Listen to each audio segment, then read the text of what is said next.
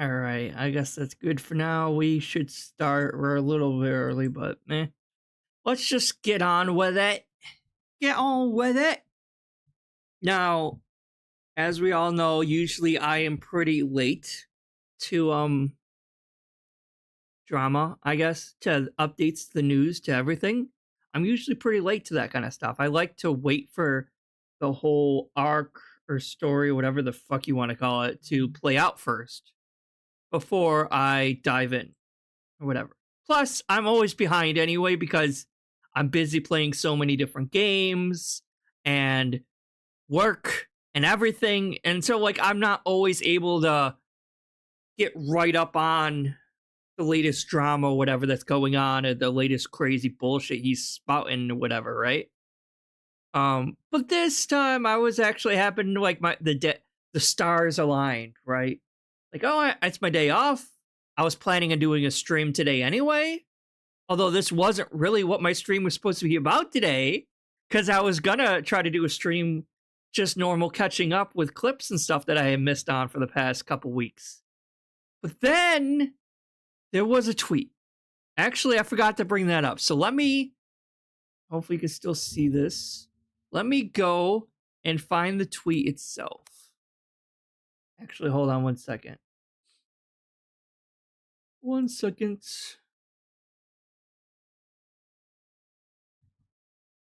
Let me see if I can find the tweets. I don't remember if he actually banned me or not. Nope, that wasn't it. It was...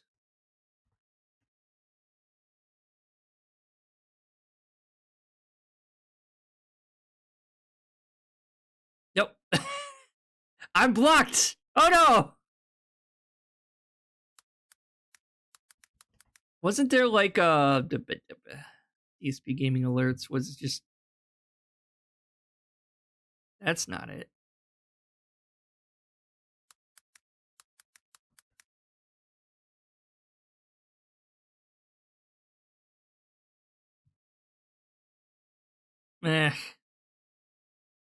All right, fine. Let's just go to his. I'm sure he echoed it on his actual YouTube. I should have just fucking said it anyway. It's not that big a deal, but whatever. There we go. Get that out of here. Full screen that. Oh, I can't full screen it. Well, you'll have to worry. Yeah, it's right here. So, oops. I'm such a mess today. I'm sorry. I have a heck of a story to tell you on tomorrow's podcast, dude. Today, I got robbed. It was not a big deal, though, and I'm fine. Just still pretty shocked that it happened. Plus some good news, too. So see you for the show, and then the premiere of Super Mario RPG Remake on the first stream, dude. So, of course, he's basically just... What's the right word for it? They have that clickbaiting. He's just clickbaiting to get more views than normal for his podcast. And it worked. I mean, I'm sure his actual where was I? This one. His actual podcast, I mean, I didn't watch it. So this is my first time actually going over it. I just saw like a little clip watching like a brief segment of Meerkat going over it, but it was only like 10 minutes of it or something like that. So I didn't get to see the actual whole thing. But I know what happened. Because big shock, it was all bullshit. Who would have thought? So I don't really know why people love to get their hopes up with this guy, you know? It's like, I don't get that. Because we all know nothing exciting ever happens to this guy. Anytime he tries to hype up his audience like that, it's always a bit. Always a fucking bit, right? Nothing exciting ever happens to him. Every time he's like, you won't believe what happened today, guys. Be sure to check out my Phil's Day Off segments. Like, it's always bullshit. Nothing exciting ever happens to this man, right? So please don't ever fall for any of this bullshit. Because it's just a con. It's just him trying to get more viewers on his fucking pre-stream podcast. just to say, well, I mean, I'm not going to ruin it for you if you don't already know. But basically, it was bullshit, and we're going to get into that obviously right now. But how are you all doing today? Let's take a breath, calm down. How are we all doing in this fine afternoon on November 17th in the year of our Lord 2023? And we are going to dive in to the bullshit, which apparently Raw Phil had some kind of internet interruption, so we have two different clips to go over. It's not a clip, it's the actual stream, but it was cut up into two segments because he had internet issues or something. So because of course DSP doesn't have his stream up because he has to take his stream down and cut it all up and upload it like a day later.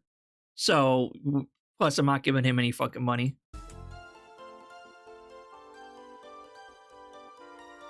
So let's go over this bullshit of a podcast. Which, I mean, I wouldn't really call it a podcast anyway, but I hope you all doing well. Let's just have some fun together. I was a little slow. Good morning, everyone. You're always a little slow, Phil. Today is Friday. Let me know if this is too loud. 2023. I'm DSP. This is the Level 1 podcast. I hope that you guys are excited for a fun week. It absolutely should be a good one.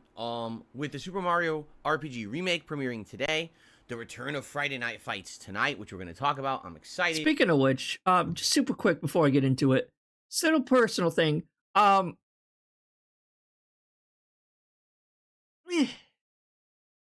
you guys excited for the Super Mario RPG remake at all? I don't know. I was excited, and originally I had pre-ordered the Super Mario RPG remake, and I was gonna go today to get it.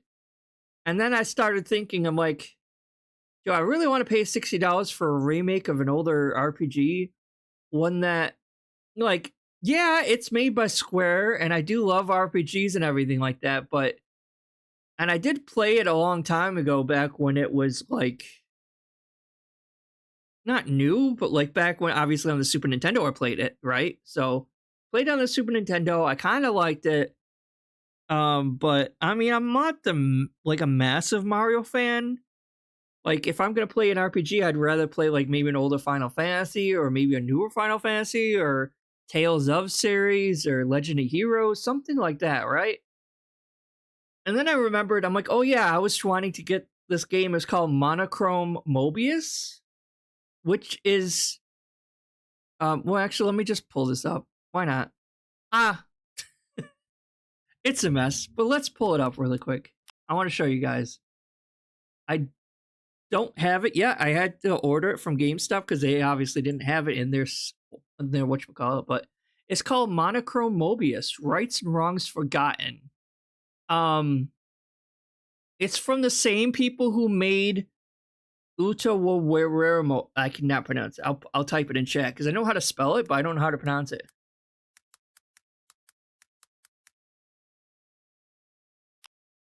And so it's like it's originally was an anime called Utawaweremo or whatever, however you pronounce that. I'm butchering it, I know. And they made some visual novels. The original one was finally translated in English. And then there was The Mask of Truth and The Mask of Deception. And these were both all visual novels that were turn-based tactical RPGs. So it had a little bit of combat, but it was mostly story-focused. And anyone who really likes the that universe and that like line of story, this is like, I guess, the prequel to those stories. And this is actually their first attempt on making an actual RPG as opposed to just a visual novel. So I'm excited for this more than I was Mario RPG. So I canceled my Mario RPG pre-order and I ordered this online through the GameStop thing.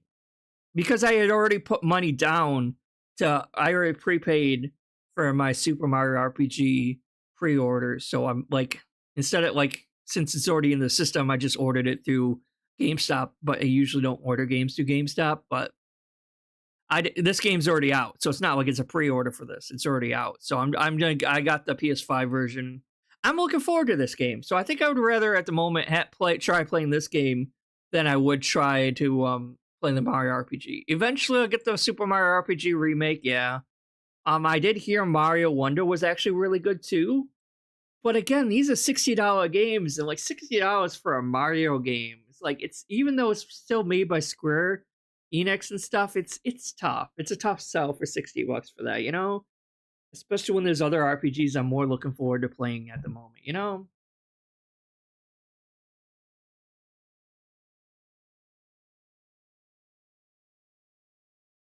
Oh, I didn't know they added new bosses to the Mario RPG. Well, it is a Mario game, so of course they're gonna make it easier for kids. But I think the original Mario RPG on Super Nintendo was also easy too.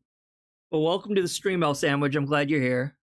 Nice seeing you again. Some big positive updates. Eventually, I'll play it though. I'll get it eventually. Maybe if the price ever drops. But it is a Mario game, so. And my big Black Friday Ad-Apocalypse Marathon. No one cares about your fucking Ad-Apocalypse Marathon, Phil. No one cares about it. Weekend, I'm very excited for it. My cold symptoms persist. Oh my god. Better. Phil, it's been 3 weeks since you were sick. I highly doubt you had COVID in the first place. It sounded like it was just a fucking flu, right? But then on top of that, he's milking the sickness like he was like almost dead. He was like on his fucking deathbed. Even though it just caused him to miss one Halloween marathon, and that was it. Hold on. It just caused him to miss one Halloween marathon, and that was it. And he's fucking still milking his quote-unquote sickness. Because, yeah, I believe he was sick, but I don't really believe it was COVID, and I really don't think he's still having fucking symptoms from it.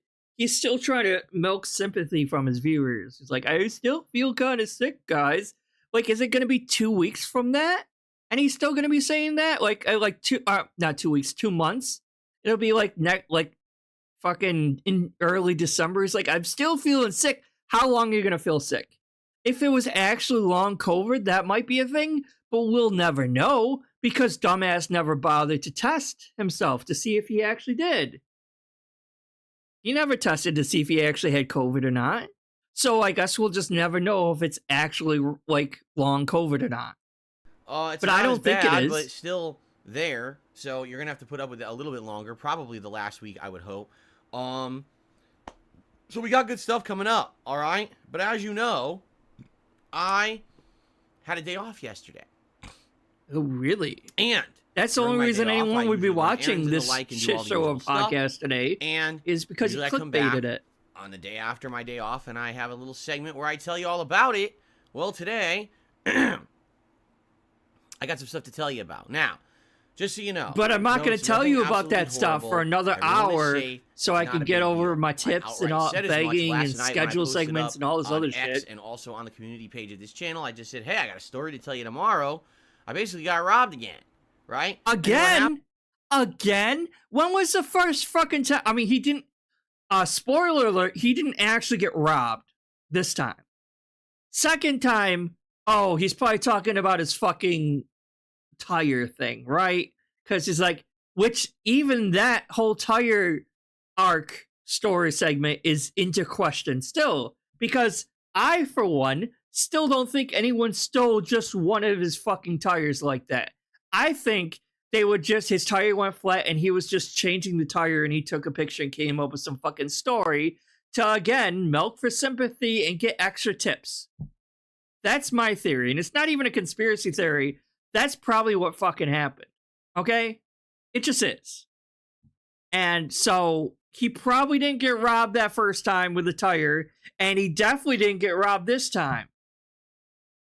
Now, if he actually...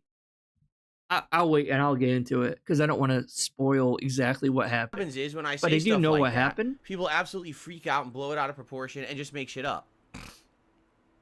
I can't stop people from doing that, but I tried to tell everyone right up front. This is gonna be a long one, isn't it?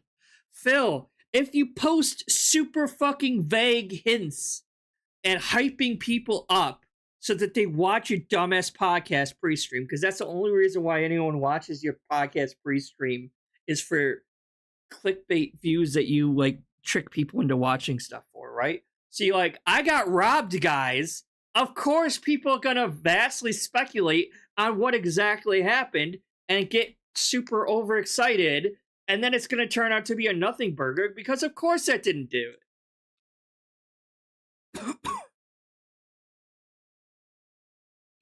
So yeah, today we're going over. This is today's pre-stream podcast, and he didn't really get robbed today, but I already showed the community post that he posted showing that he was teasing people last night saying that he got robbed. He didn't really get robbed. We're gonna go over it obviously, and then he's saying this is the second time he got robbed because there's that whole stolen tire car arc thing. And I think I have a live stream or video on that, like back on on this channel earlier. That was what, a couple months ago? He was pretending someone stole his tire, but there's no real proof that anyone stole his tire. He just had a single picture with one of his tires off of his car, and it jacked up. But it looked like something you would jack it up while you're like replacing a tire. You know, it's like if you have a leak in your tire and you're taking the tire off and you're putting the spare on. That's what it kind of looked like. So I don't think a robber would actually fucking stole one tire from it, you know? Now that would be great. If like, I mean, I'm not advocating anyone actually go and like fucking invade his home or steal anything from him like that, right? Because, like, we don't need him to play even more of a victim than he already fucking is, even though he's doing that himself anyway. But it would be funny to see that. They stole Jasper, guys. My dearest son is gone. It's not a big deal. Everyone's all right. But people they'd be doing that cat a favor if they got that cat out of there. There's nothing I can do. But I'm going to tell the full story today on the show, as well as some, like I said, some pop. But he won't tell the story right away. No. He has to build up the anticipation. He has to go over his schedule, his beg segments that are totally scripted. Positive updates to offset the nonsense, all right? So it's going to be a pretty good show today. And a pretty good streaming day today. Clickbaiting This schedule sympathy. now is looking much better now that we kind of figured it out. We don't care about your schedule. And the future is also looking bright past this week's schedule. So we'll talk all about that on today's show. But I'm going to speed this up until we get to the actual. Let's just get this elephant in the room out of the room. Oh, I he's like actually having room never in my mind. room. And when there's a giant elephant in the room, he takes up all the room of the room. Oh my God! Shut up. You see. So, ladies and gentlemen, it is time. It is time. If I can find God, it. that hurts. It is How the hell do you time do that? for Phil's day off. Now, with the worst actually, logo you've ever seen. Because I wanted to show you something before we did this. Okay. Aye. So, that's not what I wanted. Earlier this year, all right, basically, I was robbed. And it was... in question marks, in big quotation marks, I was quote unquote robbed. I was robbed, guys. They took my fucking tire. How am I supposed to go place, even though I only go out once a week or whatever? How am I supposed to get groceries and my wine and gin and shit? Very, very ridiculous what happened. So I want to show you what happened again, just to remind all of you. This happened live during a stream, by the way. Also, as someone who works in retail, who currently works in a grocery store, I'm going to give my 2 cents and my point of view into this. Also, when we get to it. But hopefully it's happening soon. One day I'm sitting here, live on stream, playing games and relaxing with my audience. And I get a frantic phone call from my wife. Now, she's at work. Oh, he's going over the fucking tire thing first, though, of course. And the call is so frantic, she's like, I can't believe this. But someone, I got out of work. I went out to the parking lot to go. I got out of work. I opened the door. I waddled over across the parking lot. I'm like, something looks kind of different about the car today. I wonder what looks so different. The tire is gone. I didn't eat the tire, I'm pretty sure. I wasn't that hungry. I had something to eat earlier. Oh my god, someone stole it. Car to come home. How you doing, Someone has Maki? stolen I don't know if it's Makey or Maki. Tire assembly off How of you our doing? car. And just to show you again, to remind you, for those of you who really forgot about this, yeah, this literally happened.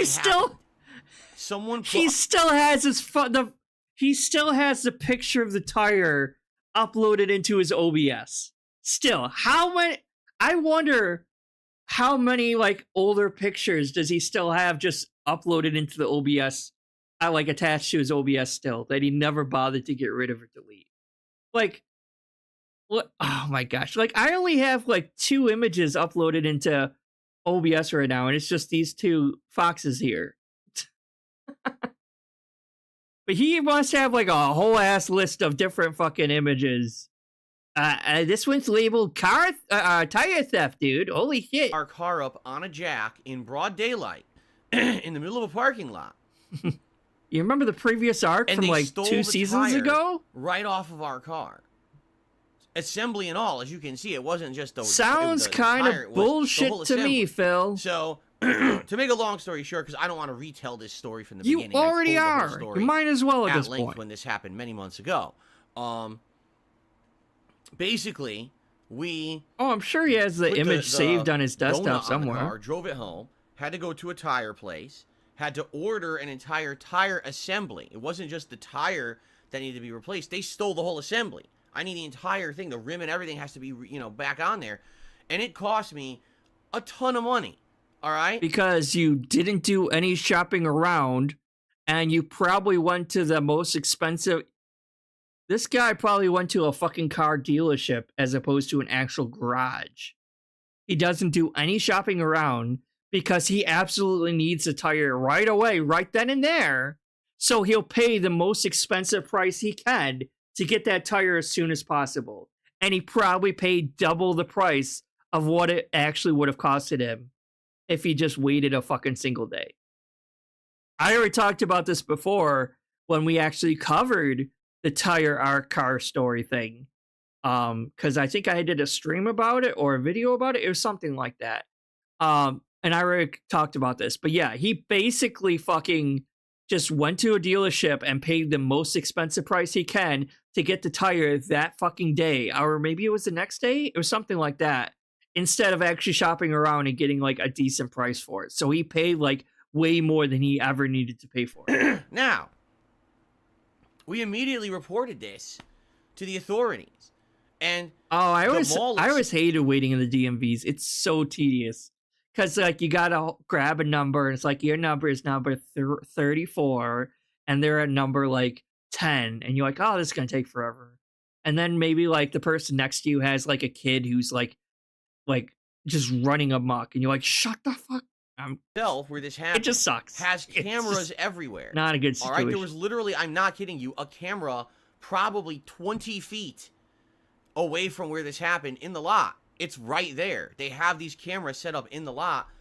Half of those okay, so that's the thing about retail and everything is like half of those cameras either are fake to like try to prevent crime, but actually like throw you off, and the other half of the times is so low resolution you can't actually even It's not like CSI where it's like enhance and they'll like zoom in like 20 times magnification enhancement and like fully show a fully clear picture of the culprit's face, and it's like super clear, and it's like, oh yeah, that's Fred Fucks right there, we can see him very clearly. Let's put an IPB out for this motherfucker and we'll catch him right then and there. No, it's fucking technology from the 90s and 2000s, really old, poor quality digital cameras that you wouldn't be able to know a person's actual face and be able to pick them out of a line out or anything like that anyway.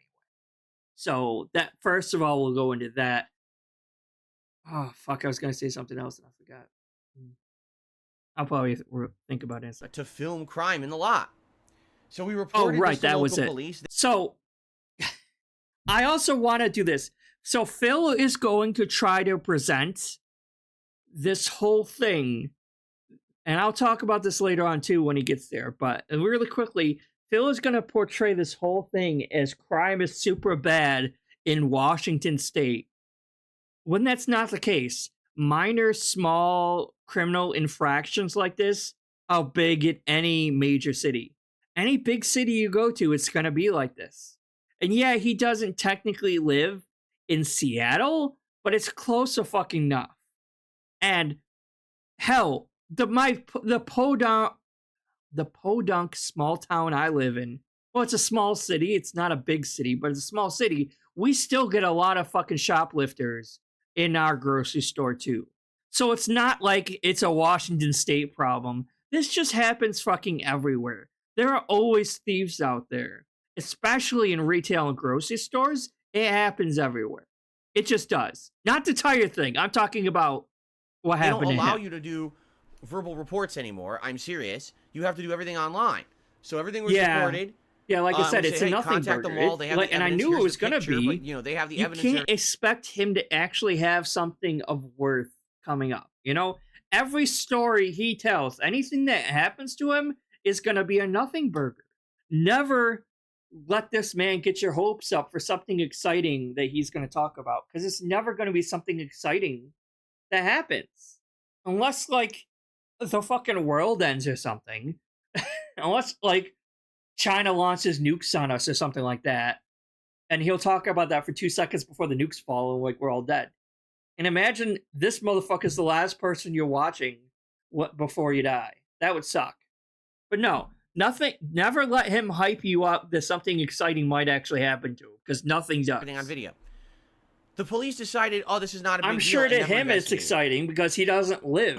Yep. He doesn't go out into society. He's not they said not a a big deal at productive all. member of society. You know, nothing worth it. Not worth our time. So because they didn't investigate, it's not worth their time, Phil. There are murders going on. There are armed robberies, actual robberies going on. And that's another thing.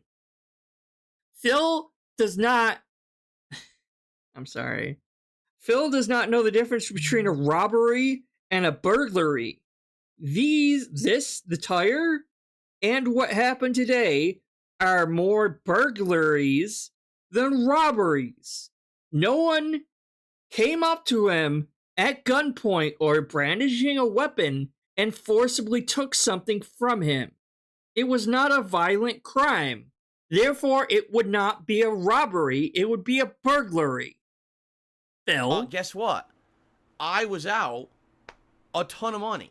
All right? And this sent me back. And that's, if it even happened, which I don't think it happened. I think, again, that his tire just got a flat and he was mid-process of changing it to the spare, and he decided to take a fucking picture halfway through and pretend that someone stole his tire. That's my thought. I don't think anyone actually stole a single fucking tire.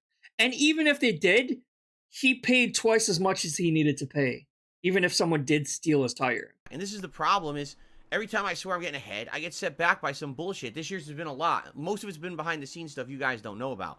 But this is one of the things. No, it wasn't a real robbery, first of all. Literally. Even if this did happen, it would be a burglary. But I was confused too, because, like, what, 10 minutes ago, he's like, this is the second time I got robbed. I'm like, when was the fucking first time? Oh, right, the bullshit tire thing, which wasn't even a thing anyway. During the stream. Okay? So you guys knew about it, right? I need to calm down. I'm talking too fast. Stop my stream I'm sorry. right in the middle to take care of this, all right? So that was many, many months ago. And you're still talking just to let about you guys it. know, no, things are not getting better. I live in the Seattle area of the United States, the state of Washington, Pacific Northwest, and out here, Everyone knows where you live, Phil. things are literally just getting worse and worse and worse. That's the United States in a nutshell, Phil. It's not just your fucking state. Hold on. Sorry about that. Had to burp. It's not just your state, Phil. it's with the economy so shitty as it is, and inflation going up and up, and the price of food and everything, everyone is stealing. Crime is, well, not everyone, but a lot, like, shoplifting is going up, Phil. Prices are going up. People are getting desperate. So yeah, crime itself is increasing countrywide. Not just because of your fucking little state of Washington. You're not a special a special case. What's the right word? Like, oh, it's only happening to me because I live in Seattle, Washington. No, it's happening all over the fucking place. You're not special. This isn't something that's only happening to fucking you, Phil. I wish I could say he really is a drama queen. By the way, for the record, this is not a political statement. This is not me. He is a massive liar. This is me being honest. That's why I don't believe his tire thing in the first place. His tire story. Right? Everywhere you go, he does. He makes it sound like Washington State is like Mad fucking Max, and it's just the wild fucking West over there. And people are just shooting and gunning each other down. They take everything. They're right out the door. No one stops them. Like, I'd be willing to bet, like, yeah, like, Detroit is probably worse than Seattle. There's probably quite a bit. Chicago, yeah. If they do get stopped by the police, in fact, here's what happens. I wish, again, that this was an exaggeration. Which it probably is a lie. Exaggeration. Probably a lie. If the cops catch someone in the act of stealing, they take the products away from the person who's stealing, they return it to the store, they take the person's information down, and they let the person go. They do not arrest them. They do not charge them with any crimes. They do not incarcerate them. They let them walk away. So I want you to think about that. Oh, I'm thinking about that because I'm calling bullshit on that. Honestly, I really am. But it is slightly possible that maybe Seattle police or Washington State police and the jails are so overcrowded by people that are actually killing, raping, harming individuals that are locked up, and they don't have the extra space to hold a minor offender like a shoplifter like that, right? So maybe it is like a 3 strikes fucking like maybe it is like a 3 strikes fucking like you're out kind of thing when it comes to minor offenses like stealing shit, you know? Because it's like, no, you're like, that's not the case, Phil. At least here in New York, and mind you, I'm not in New York City. I'm in Western New York. I'm in the bumfuck nowhere boondocks, upstate New York, right?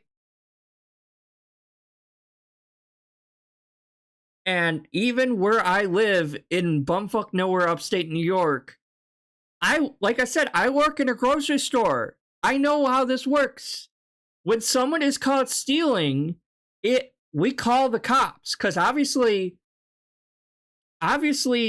us as employees have no power. We can't even accuse a customer of stealing anything.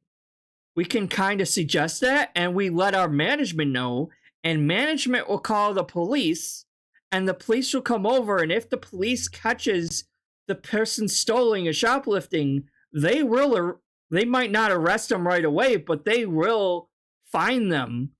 And if they have a history of doing this, they will arrest them. They do. They arrest these people.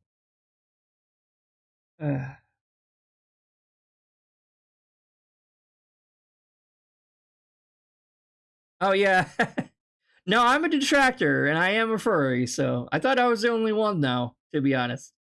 Because I get some comments, like I made the Boogie live stream while I was going over the Boogie documentary, and the views were good, but a lot of the comments were like, oh, you're a furry, you can't judge other people because you're a fucking furry. I'm like, how does me being a furry have anything to do with like, oh, that instantly invalidates any judgment I have because I'm a furry? I'm like, yeah, okay, I might be a furry, yes, but that doesn't mean I'm worse than like an actual pedophile or a fucking e-bagger like DSP and fucking Boogie. That doesn't mean that. It's fucking bullshit. I'm like, I'm nowhere near half as bad. Not even half as bad. I'm not a lolcow. I'm nowhere near half as bad as any of these fucking lolcow assholes who e-beg, lie, manipulate, steal, cheat. What's the right word?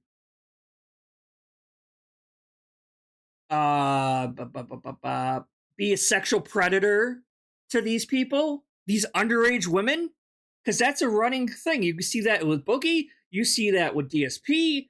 I think Wings did that too. Sorry, but it's fucked up. And I'm like, I'm not that bad. Just because I'm a furry doesn't mean just because I'm a furry, apparently that means I can never judge a single person ever again. Yes, I get that furries have a bad I'm sorry, I'm going off on a rant. But like, just because we're furries does not mean that we're like fucking super hyper degenerates, right? Like, okay, I know like most people in the detractor sphere, the only thing they've seen of furries is fucking Anonymous. And apparently this new mod, I was watching Agent Proper stream, and apparently there's a new moderator for Phil that I forget what the hell his name is, but he's a dragon furry too. And they were digging into him a little bit, and he's obviously another degenerate. But yeah, so I'm like, so I guess maybe the only interaction they have, I know, I'm sorry, I'm derailing so bad, but like, but the only interaction some of these detractors have with furries are these hyper degenerate, like, zoophiles and fucking gross ass people who actually are like attracted to fucking actual animals and stuff. I'm like, no, most furries are not like that. But I digress. Let's actually get back into this. I'm sorry. What is the incentive to not steal when there is literally zero consequences for committing the act of stealing? Right? None. And in a lot of cases, what's happened is there's been actual organized crime rings in the state of Washington. People who have gone on a tear. Oh yes, crime rings. There's like a mom, like a suburban like crime syndicate of just like these white trash shoplifters. Apparently, I guess I don't know. Drive it into the front doing all these minor ass crimes of shoplifting. A grocery store or a like a CVS, you know, what do they call a pharmacy?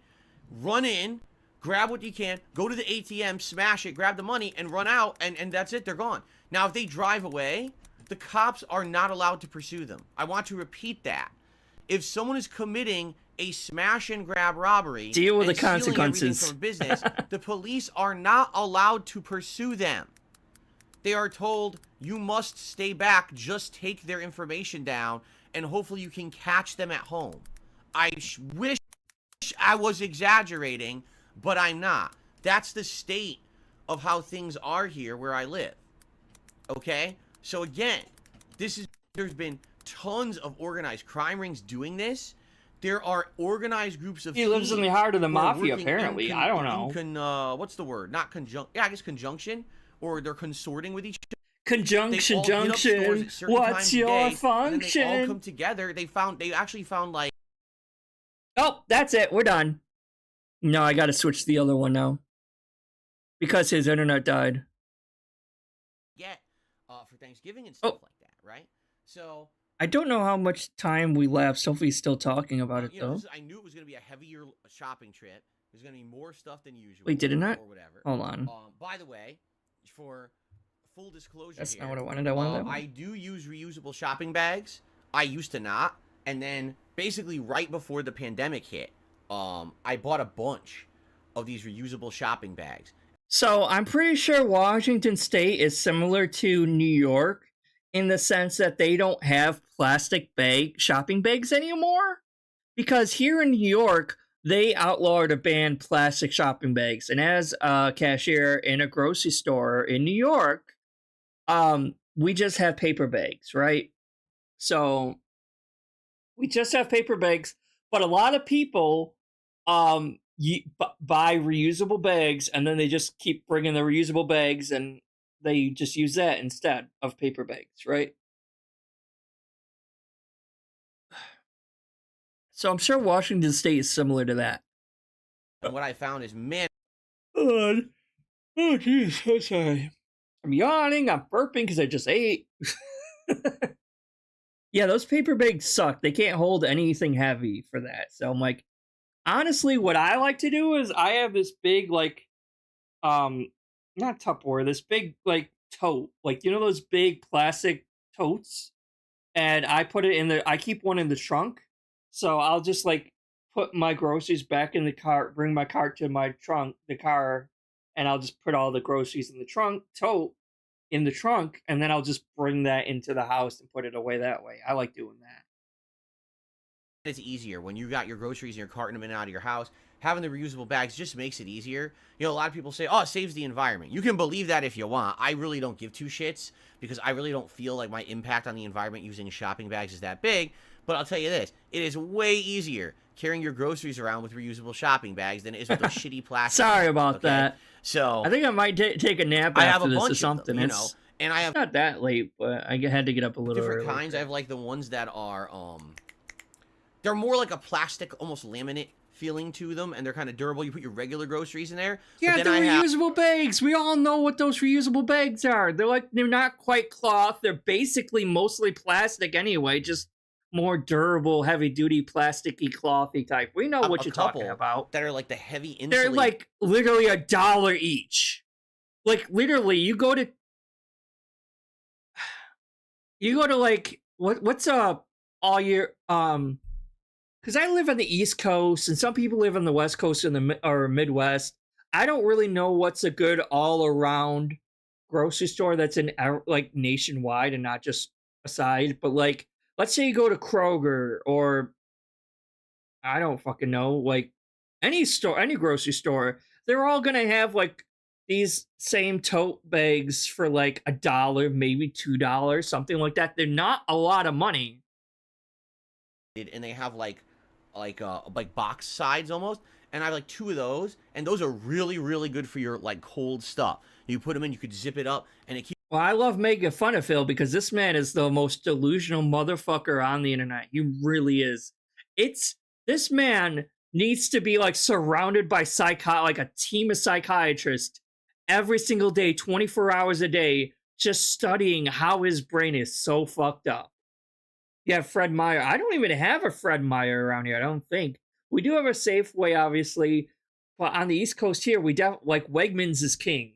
Like, if you're ever on the East Coast, Wegmans is like the biggest fucking grocery store. Like, everyone loves Wegmans. It's so nice. It's so fancy. I'm like, it's just any other grocery store. But yeah. Keeps your stuff nice and cold. Nothing, melts in your trunk or anything like that. And, I just bought those earlier this year, I believe off of Amazon. So some of these are on the older side. Some of these are many years old. These reusable bags, I've been using them. Yeah, Phil could have been like done with this story like half an hour ago. Like he could have just said, "Yeah, I like someone stole my shit and I got robbed," and that was it. Like he could have done that in like 2 sentences. No, we're going down this whole fucking hour-long story with every minute detail. And then others are more. He wants you to be there with him. He needs to lay out the scene. It's like he's like Stephen King as a writer. It's like every fucking minute detail you are going to envision your head so you can imagine what it was like to feel the terror the DSP went through that day. Motherfucker. More newer bags. So just you're gonna be there shopping with it. I want you to have the entire perspective of what happened. Okay? Got my shopping cart. I got my reusable bags in front of me in the shopping cart. There's actually a drink caddy in the cart. I don't know a whole lot about LTG. I know like a little bit, but I'm not as big into the lore. So what I do is I have a list app in my phone, and no, it was a Purple Snort Award, whatever it was, because I was with Decepticon and Len the Deranged doing the react to his like DSP React Day, whatever, one Sunday. But we were doing the react, but Decepticon wasn't feeling super great, and that was the same day that it was September 11th. I remember because like DSP fucking reacted to a September 11th fucking tribute fucking video and monetized it. Because I remember that. And Decepticon wasn't feeling super great, so I think we ended up cutting the stream short. But me and Len the Deranged both got purple snorts or whatever the fuck it was because of it, because we were reacting to it all together as three of us were. And I use that to track what I need for shopping, and I usually just pop my phone right into the drink caddy, and I check off on my list as I'm grabbing stuff and putting it in the car. Check it off. Maybe I'll have to watch Down the Rabbit Hole of LTG one of these days then. So, I'm my normal day. I start usually into produce. Get the produce out of the way. Wait, oh my god, we don't need to know your map of where you go around fucking the Kroger store. I almost said Freddy Krueger store. Holy shit. Oh my gosh. We don't need to know the path you fucking went down, the Freddy Krueger fucking grocery store. Yeah, that's what it is. The store, you go from the dry goods into the other stuff and the cleaning supplies. We don't need to know what your path was. Bread and everything. So, holy normal shit. Day, nothing crazy. I think we got pumpkin pie because we want a pumpkin pie for Thanksgiving. So was this you and your wife, or was it just you? Because I heard a we in there. But I thought that Kat doesn't go with you and you go grocery shopping all by yourself. So which one is it, Phil? That's an extra thing. Some rolls. We're freezing so that we can actually have some rolls on Thanksgiving.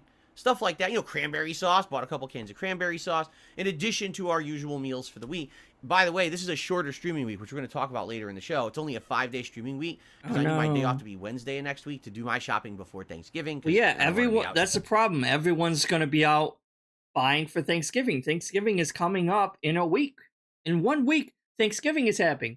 So I better enjoy my day off today as I can, because it's going to be hell the next couple days for me, because every asshole is going to be like, do you still have turkeys left? Do you still have turkeys left? Those turkeys are fucking heavy. Like, I'm not weak by any means, but lifting 40, 50-pound turkeys, yeah, every once in a while, it's fine. But constantly, every other customer having like a 40, 50-pound turkey that I have to lift, and can you fit that in my bag? No, this giant-ass turkey's not going to fit in your tiny-ass little bag. It sure as hell ain't going to fit in the paper bags, that's for sure. Shopping on Thanksgiving Day. So we'll talk about the schedule in apparently, yeah, we need to know exactly the path that he took through the grocery store. We need to know what road he drove down to get there. Every single fucking little minute detail, all to basically tell us, yes, someone ran off with his fucking cart of groceries before he paid for it. So it's not like they really robbed him. They just took his reusable grocery bags, dude. It doesn't seem like it's anything of a little bit of an abnormal day, or maybe there's a few more people in the store because it's the week before American Thanksgiving. But it's not just African Americans that do that. Everyone waits to the last second. It's everyone, especially for Thanksgiving and Christmas. Because I used to work in Walmart before I worked where I work now. Holy shit!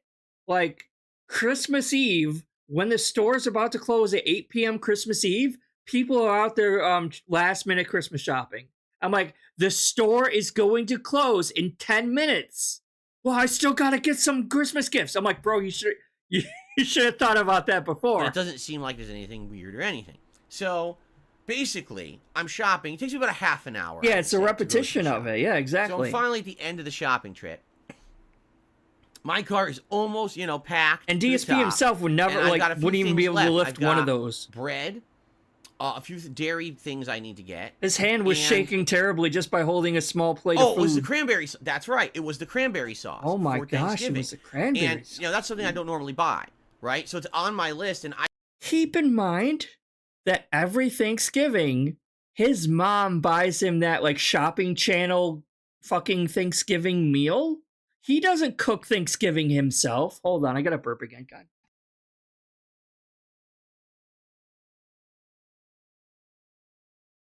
Alright, sorry about that. No, so he never actually makes Thanksgiving dinner himself. It's like the shopping channel QTC, whatever the hell that shopping channel is that his mom is addicted to, right? And she will pay for and have them ship out the grocery, the Thanksgiving food. It'll be all frozen food stuff that he will just have to thaw out in the oven, and then they will like eat their boxed frozen turkey dinner together. So all he'll have to do is maybe buy like cranberries and some rolls or something like that, and that's what they eat. Yeah, QVC. That's what it is. I'm not making that up. He said so himself. Multiple times he said that.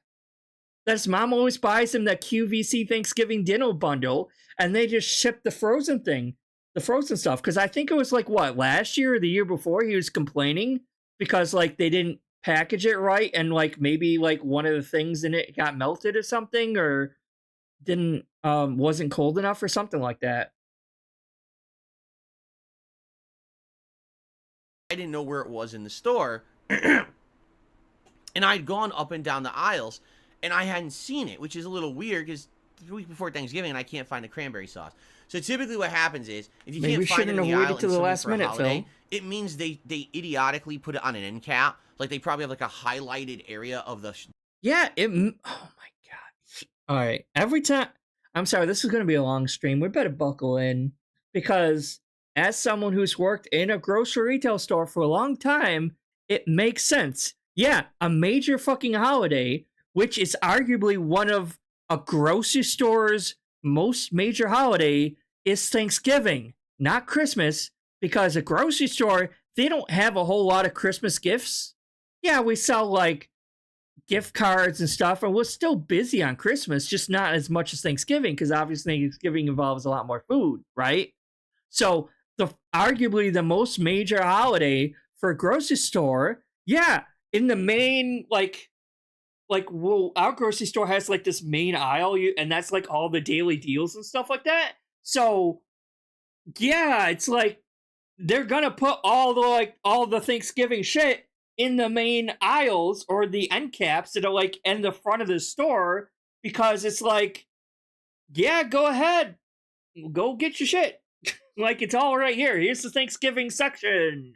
It's not gonna be where they normally are, not like all for the rest of the year. It's gonna be up front near the end caps or whatever, because they're probably on sale or whatever. Oh, thank you. Actually, the main icon I have at the main picture I have on the right, that one darksydephil drew for me. I commissioned him to draw that. But yeah, it's like he's like kind of like a spirit fox or like kitsune, whatever. But yeah, no, they're gonna like just display all their Thanksgiving shit like right then and there for them, you know? Of the store, where it's like on the front of one of the aisles. But the dumbest thing about that is, if you're shopping, where are you looking for the item? Where it should be in the aisle. Oh, well, we don't have it there now. We have it only on the end cap because it's the holiday. Then how are you supposed to fucking find it? You didn't put it in the aisle it's supposed to be in. Right? And they do this all the time. I don't know why, but they think that they're smart or something. Right? So anyway, I am in this area where they have like refrigerated soups, dips, hummus, stuff like that. And basically the only thing left, like I said, if I went a little bit to my right, there was the aisle with some dairy like cheese, and then there was bread. So that's all I had to do to finish shopping. But it hit me. I was like, oh man, I gotta get this cranberry sauce, because I'm gonna grab it now. I'm gonna forget about it, right? Let me just go grab it. It's gotta be on an end cap, right? So I'm not stupid. He is. Spoiler alert, he is stupid. He's quite stupid. I grab my phone to make sure I don't leave it in the cart, because, man, I'd be a fucking moron if I left my expensive phone in the cart, right? So well, why wasn't your phone in your pocket in the first place then? Like, yeah, obviously you shouldn't be... So, like, when I go grocery shopping, my phone is in my pocket. If you're a woman, usually you put your purse in the front area, and you probably wrap it around your hand or keep it around your arm or something like that, so it's always like close up, like having your hand on it so no one steals your shit. Or have your wallet in your pocket. Like, why would you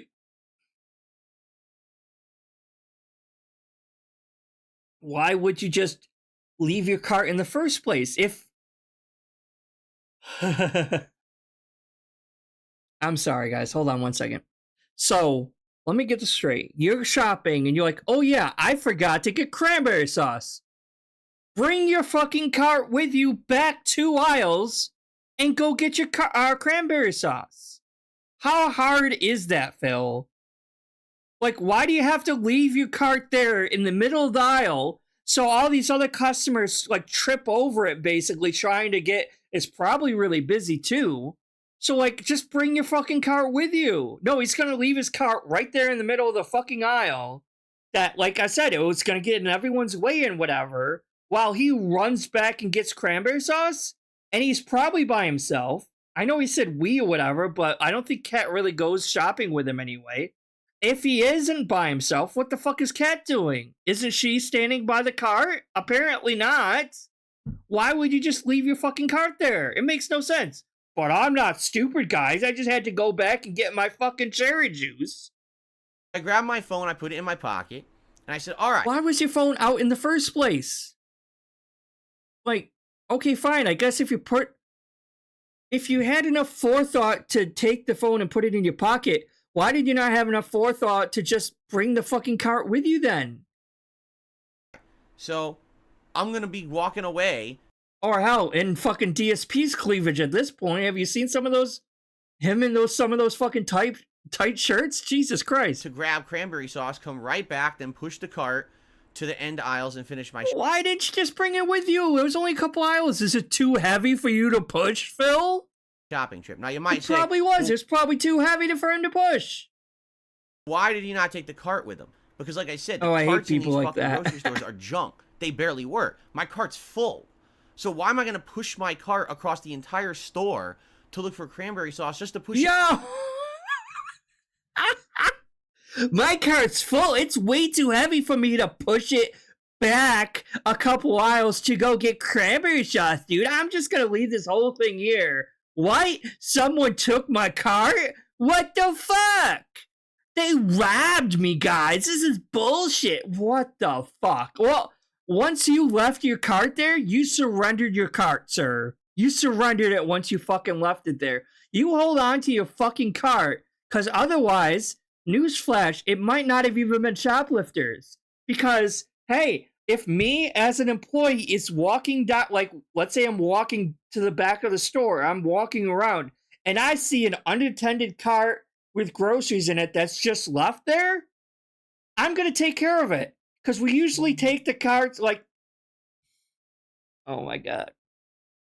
Because it happens a lot.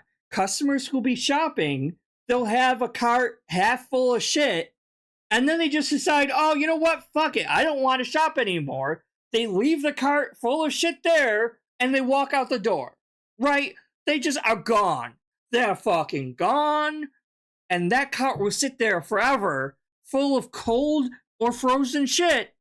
And if we don't take care of it right away, that stuff is going to spoil, and we're going to have to mark it as damaged and take a loss on the cost of that frozen food. It happens a lot.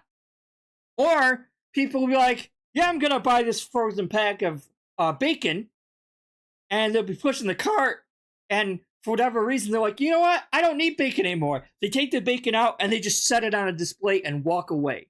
That happens a fucking lot too, okay? And it pisses us off, obviously. So if me, as an employee there, are walking down the store, and I notice a cart that has groceries in it, especially groceries that could be damaged if they stay out and are frozen and are, like, warming up or whatever, I'm going to take that cart and put the frozen stuff away and probably put the rest of the groceries away. And that's probably what happened.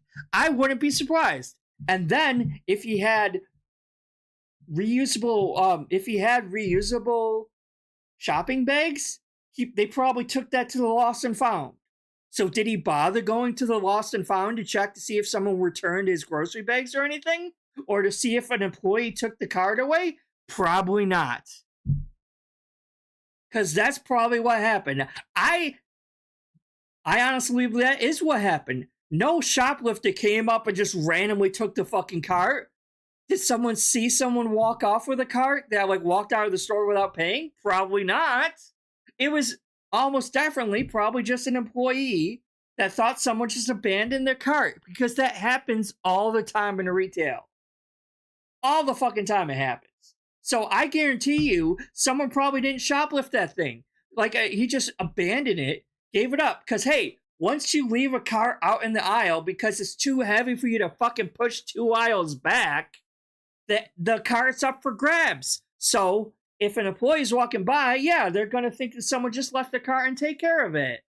Oh my god. Where is my fucking cart? You still haven't told me. God damn.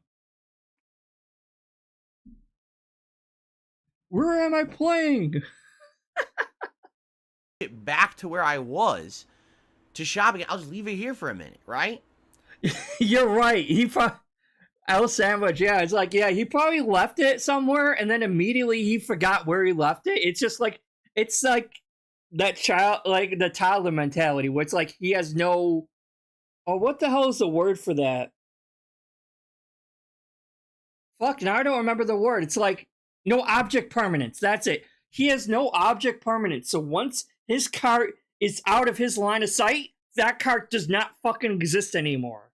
So it's like, oh, I'm going to leave my cart here. He turns, and as soon as his eyes leave that cart, it's gone forever. He will not remember where the hell he left his cart. His cart's probably still sitting in that fucking aisle to this day, and he just like forgot about it and couldn't remember where the hell he put his cart.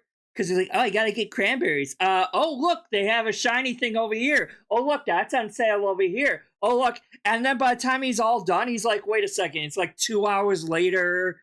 He forgot where the hell he left his cart. He's holding like 3 different things. Like, damn, I need a cart, don't I? And then he's like, oh, someone stole my cart, dude. When he just left it like 4 aisles fucking down there or something. Jesus Christ.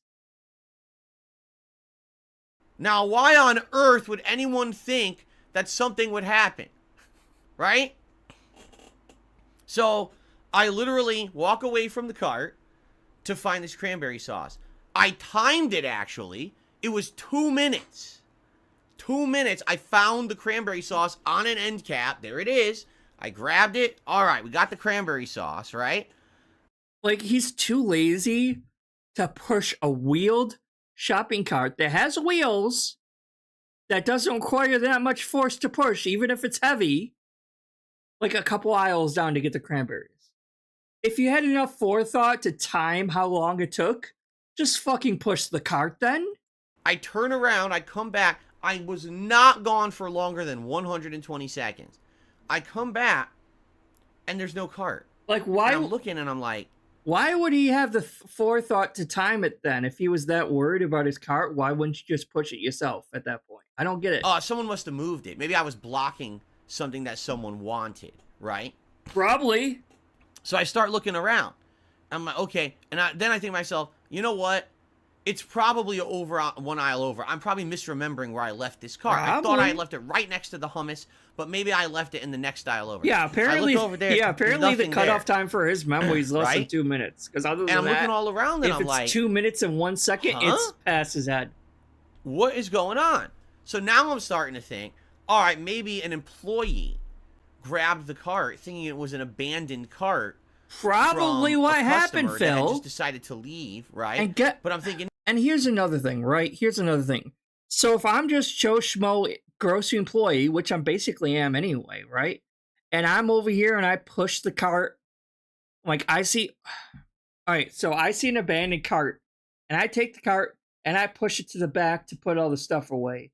And he comes and he sees that his cart is gone, so he goes up to customer service and asks, "Hey, did an employee take the cart?" They're not going to know that because I didn't go up for, like, I didn't take the cart to the front first, let them know, hey, I found this cart, I'm going to put the groceries away. I don't communicate that. I just take the cart back and I start working and put the groceries back in the frozen food section or wherever, right? I start working on emptying that cart and putting the groceries back before they spoil and get bad. But I don't have a radio on me. At least my grocery store doesn't. Like, so I don't have a radio. It's like, beep, beep, beep. Roger 246. I got an empty grocery cart in aisle 4, and I'm going to return the items in there. So in case Joe Schmo dumbass Pigphil wants his cart, that's where it is, okay? Over. Like, I don't tell anyone that shit. He probably didn't even bother to ask anyone. we're going to find out. He probably tried to go up to the, maybe I'm giving him too much credit, but like maybe he went up to the front desk to ask them. But again, even if he went up to the customer service desk to ask them, they're not going to know, because like most people, most gross employees probably aren't even going to bother to announce it to the customer service people that they're taking the card up. And sometimes maybe if you find a cart that's really full, we'll bring it up front for a little while and see if someone comes back to claim it. But most of the time, we just like assume it's abandoned and take it back and work on it. I'm not going to communicate to everyone in the fucking store. It's like, hey, Rose, hey, Jim, hey, Joe, hey, everyone, or fucking Paige on the radio. To the dumbass who left a cart in aisle 6, get your shit. You have 5 seconds. Otherwise, I'm putting the shit back. I'm not telling them that. I'm just going to go and do it. So no one else in the store is probably going to know what the fuck I'm doing. Because I'm just doing it because, like, you just get it done and over with. You're not going to bother wasting twice as much time telling everyone. No, an employee wouldn't think that. I got my reusable shopping bags in the front of the... People leave that behind, Phil. That wouldn't be the first time I've seen an abandoned cart with reusable shopping bags there. That happens a lot. People just give them up. Cart. Or like some emergency happens, they just leave the whole fucking cart caboodle. No. People leave cell phones. People leave purses, wallets, everything. It's just left there. I've had people drop like a big wad of cash rolled up on the floor. I mean, obviously they didn't know they dropped it. And we see that and we bring it into the lost and found customers. But customers have technically lost like a lot more than just some reusable bags or left reusable bags. And most of the time, it's put in the lost and found. So they can call and we can check the lost and found to see if it was left behind or not, you know? But that's happened quite a few times, Phil. And by the way, again, I got to reiterate, these are not brand new reusable shopping bags. These are not like, this is a major letdown. Like, you can buy these online for a few bucks. This is not like, oh my God, there's $200 of fucking bags in this cart or anything like that. It's nonsense. It's nothing of any real value, right? You're right. Like a couple days ago, he was like shitting on people who were clickbaiting and shit. Like, oh, all these fancy YouTubers that clickbait and try to get like all these like extra like clickbait and like try to beg people for get extra views by like lying and putting up false titles and everything like that in their YouTube videos. What do you think this is, Phil? What do you think you are doing right now besides being a fucking clown? Jesus Christ. So I really start just looking around and I'm like, so now in my head I'm thinking, oh no, Phil's not a failure. Like, his channel's just an elderly person and they're just confused. And they grabbed my cart because they're just, who knows what it could be. I mean, that happens too. I said, I'm going to walk corner to corner in this store. By the way, so I have cranberry sauce in my hand because that's all I have because I went to... And he probably too heavy for you, so I'm surprised you didn't grab another cart because God forbid you hold a couple cans of cranberries. Oh, it'd be too heavy for you. Grab it. I was going back to the cart. That's all I got is cranberry sauce, right? So I'm like, I'm going to go end to end in this store, looking up every aisle. All right, let's do it. Keep in mind, there are back rooms that employees go to in these stores. So if he left something in the cart, and we don't know we don't actually know the timeline here. So if that cart was setting out for a while, or even if an employee took the cart and put it in the back room, so that they can later on. Like, you know what I'm saying? Like, so suppose I'm going to propose a scenario for you, right? He abandoned his cart because that's what it did. He abandoned it. An employee sees the cart and it's like, well, I got to get back to my station really quick. But so he'll take the cart, put it in the back room for someone to later on reshop, because that's what we call it. We call it reshop when, like, because it happens all the fucking time. Either like a customer will be like, I don't want this item, I don't want that item to the cashiers, or they're just fucking grab an item and then decide they don't want it, so they just set it back like on the wrong shelf or on an end cap or in the lane for the cashier registers. So we end up getting a lot of reshops. Hold on. So we get a lot of reshops. So his customers probably like, not customer. The employee's like, well, I'll take care of this later. But in the meantime, he thinks it's an abandoned cart that someone just changed their mind and didn't want it. So he puts it in the back in the employees only section. So he or someone else could later on reshop all that stuff and put it back on the shelf. Especially since it doesn't really sound like he had any actual frozen or cold stuff. It sounds like he didn't mention anything about not having any cold stuff, right? So that's probably what happened. They probably took it in the back room so someone could later on reshop all that stuff. And he's obviously not allowed to go back there because he's a customer. So I start walking and I look down every aisle. He's 41 years old and he still leaves stuff like in public, just like abandoned stuff. When I went to grab cranberry sauce, grabbed my cart and walked out the door with it. You don't know that happened. Now, Phil. I want you to think about how weird this is. Okay? First of all, no, I didn't pay for my groceries yet.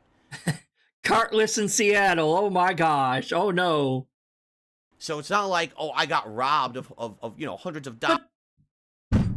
That's what you fucking are implying with that tweet and with your fucking community post. You are implying that you were fucking robbed a lot of money. Because robbery entails, like, larger than $2 or $3. You know what I mean? Like, it wouldn't be robbery if someone just, like... Robbery implies someone forcibly took money from your possession. And usually it's more than $2 or $3 fucking dollars worth. Dollars or anything like that at all. That's not the point here. The point is, someone just took the cart. What is the point, right? Phil? What really did they steal from me? The reusable bags. Is it a big deal? No, of course it's not. But then why did you make it seem like it was a massive fucking deal, you dumbass? A cart full of groceries. But here's what... Oh no, cart full of groceries you didn't pay for yet. What really gets that you abandoned. Which I just don't understand. Holy shit. Okay, this is what really blows... There's a lot of shit that you don't understand, Phil. This is just one of many things. My mind. All right? Your mind is fucked up. If you're going to steal, and you're going to a grocery store with the intention of stealing, like I want to steal from the grocery store, right?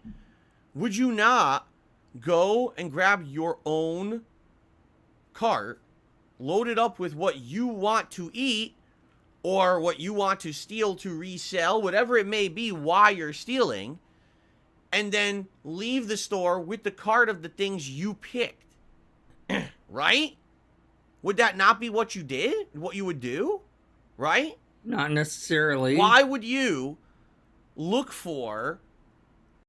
I mean, assuming someone actually stole the car and it was an employee, which my money is 100% on it being a fucking employee and not a robbery, quote unquote robbery, which this would still technically fall under shoplifting / burglary and not a robbery, but even if it was a robbery or burglary, even if someone shoplifted the stuff, like, it was probably, like, close to the fucking door.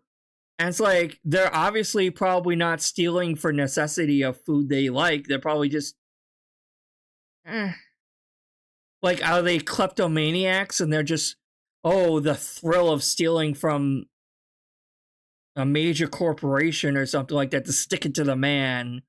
Or something like that, or is maybe just because it's easy because it's right next to the fucking door? I don't know. A cart of someone else's shopped groceries. Yeah, it doesn't make sense. That's why it was probably a fucking employee, dumbass. Take that cart, right? Does it make any logical sense in your brain at all that you would steal someone else's cart of groceries that you didn't pick? Because again, I have to reiterate to you guys, okay? In the state of Washington, right now. Yes, it only happens in the state of Washington. It never happens anywhere else. Shoplifting does not exist in the rest of the country, just in the state of Washington, guys. You can get away with theft. No one's stopping anyone.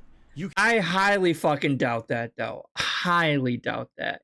Even, like, again, even in my podunk town of fucking nowhere, near Buffalo, but not even in Buffalo, right?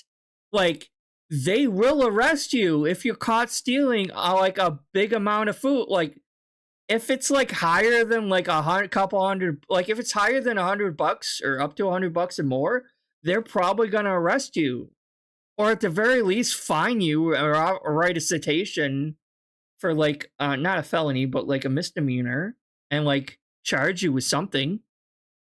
Like even if it's the smallest thing, if the cops find out, they're gonna charge you at the very least.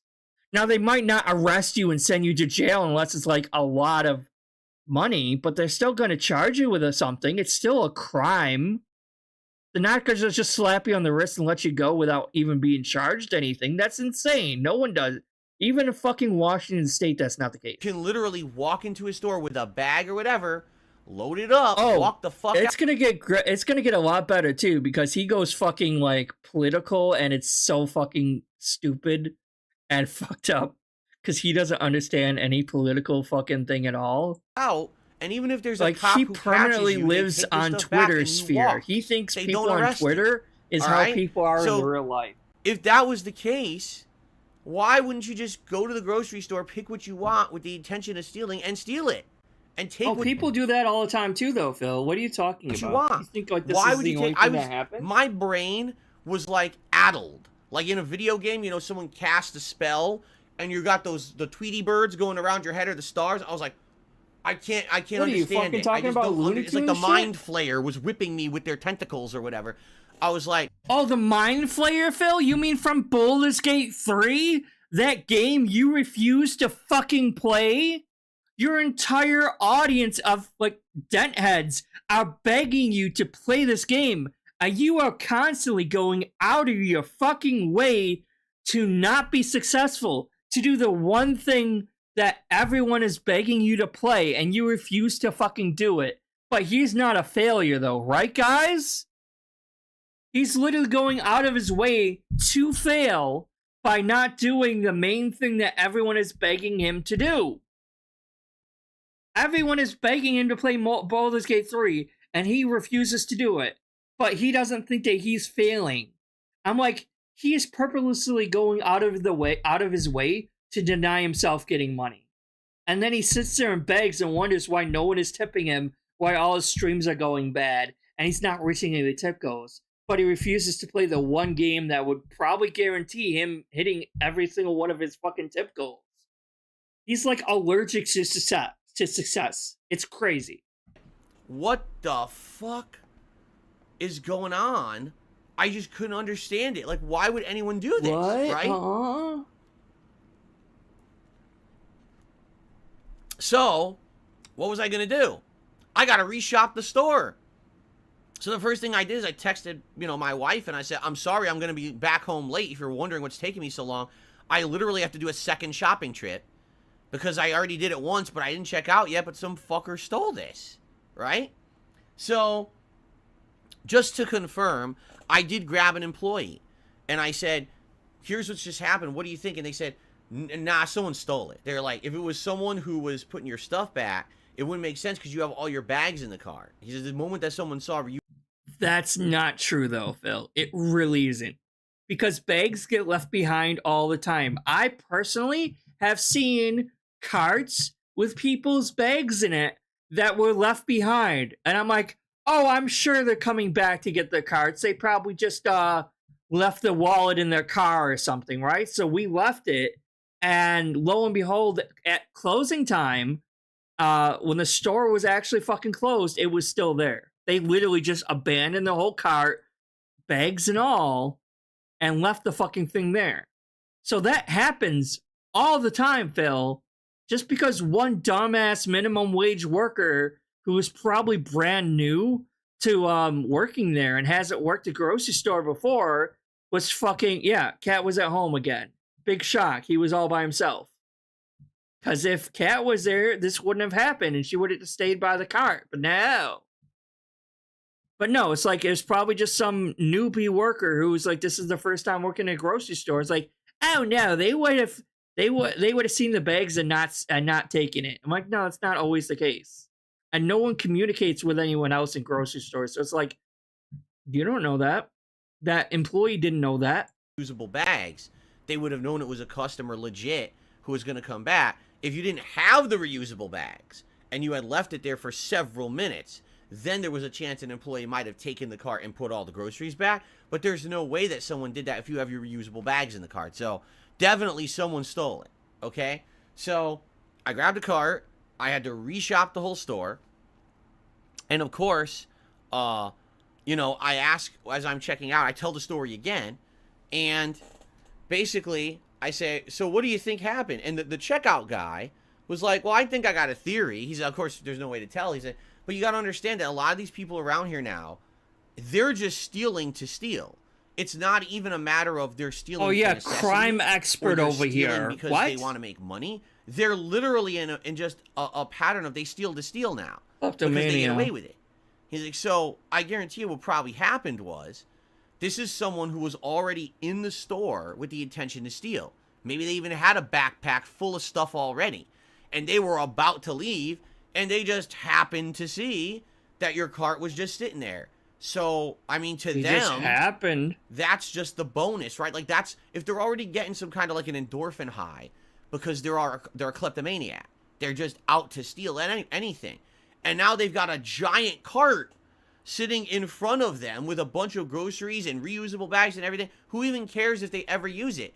They could literally push it out to the lot, grab 4 items out of the cart, and leave the rest, just push it down the block. Fuck it, they don't care. But this is the rush that they get, this endorphin rush from being a kleptomaniac, right? So I guess. And I was thinking about it. I was like, believe now, it, certainly but that doesn't make logical sense. But I don't think there's logic behind these actions. When you get to a point where crime is so rampant and accepted, now it becomes a commonplace thing that humans do, and there's probably an entire subculture of people in this state that are just so used to doing it and getting away with it. It's just bullshit. their daily routines. This right? is bullshit. I go to the store. I load Are up you my bag, fucking trying to tell me that there is no repercussions whatsoever for stealing at all? Even if you caught like dead ass red-handed and everything. Like, no. Like, okay, they might not instantly arrest you for such a minor offense like that, but they're gonna at least fucking charge you with something. Like, he is literally, like you said, L Sandwich, he's trying to convince himself so goddamn hard this is exactly what happened, when he has no fucking clue what actually happened. For all he knows, it still could have been a fucking employee, which that's my hill I'm gonna die on. It was a fucking employee, it wasn't fucking shoplifting. But he wants to play the victim so fucking bad that he is willing to spin this fucking... Look at this fucking... Oh my god, that's a good screenshot. But he is willing to play the victim so fucking bad that he is willing to spin this story in fucking circles just to fucking... out.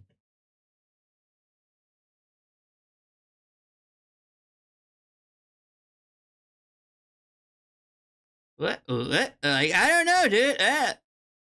Probably an entire subculture of people in... Yeah, because that's exactly... There's a whole bunch of fucking people that are just doing that.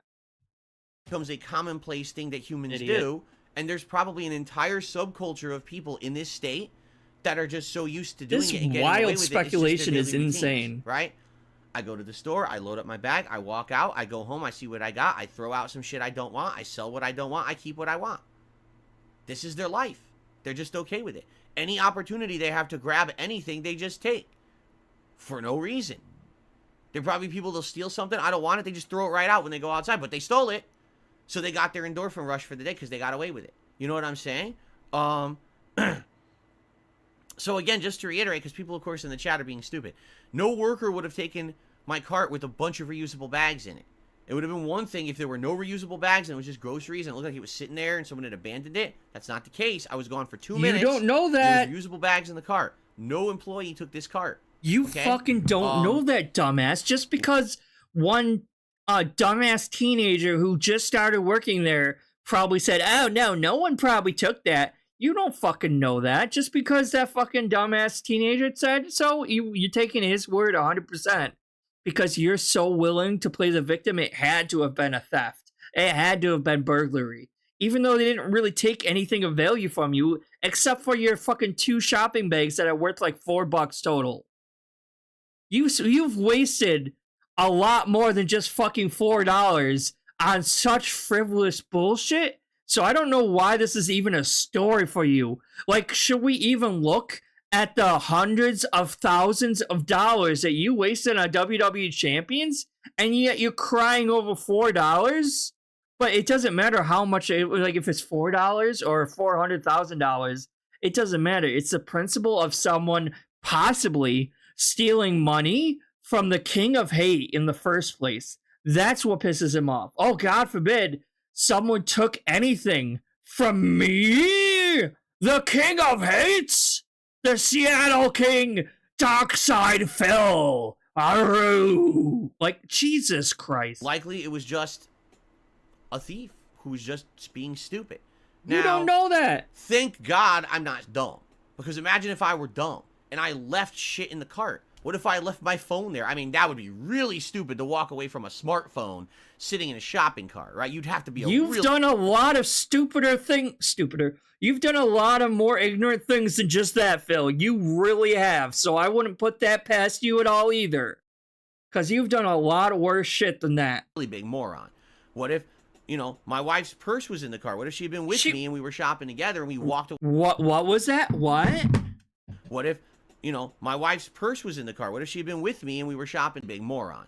What if, you know, my wife's purse was in the car? What if she had been with me and we were shopping? What if she had been with me? So that confirms right there she was not with him. Because she's probably not even living with him anymore.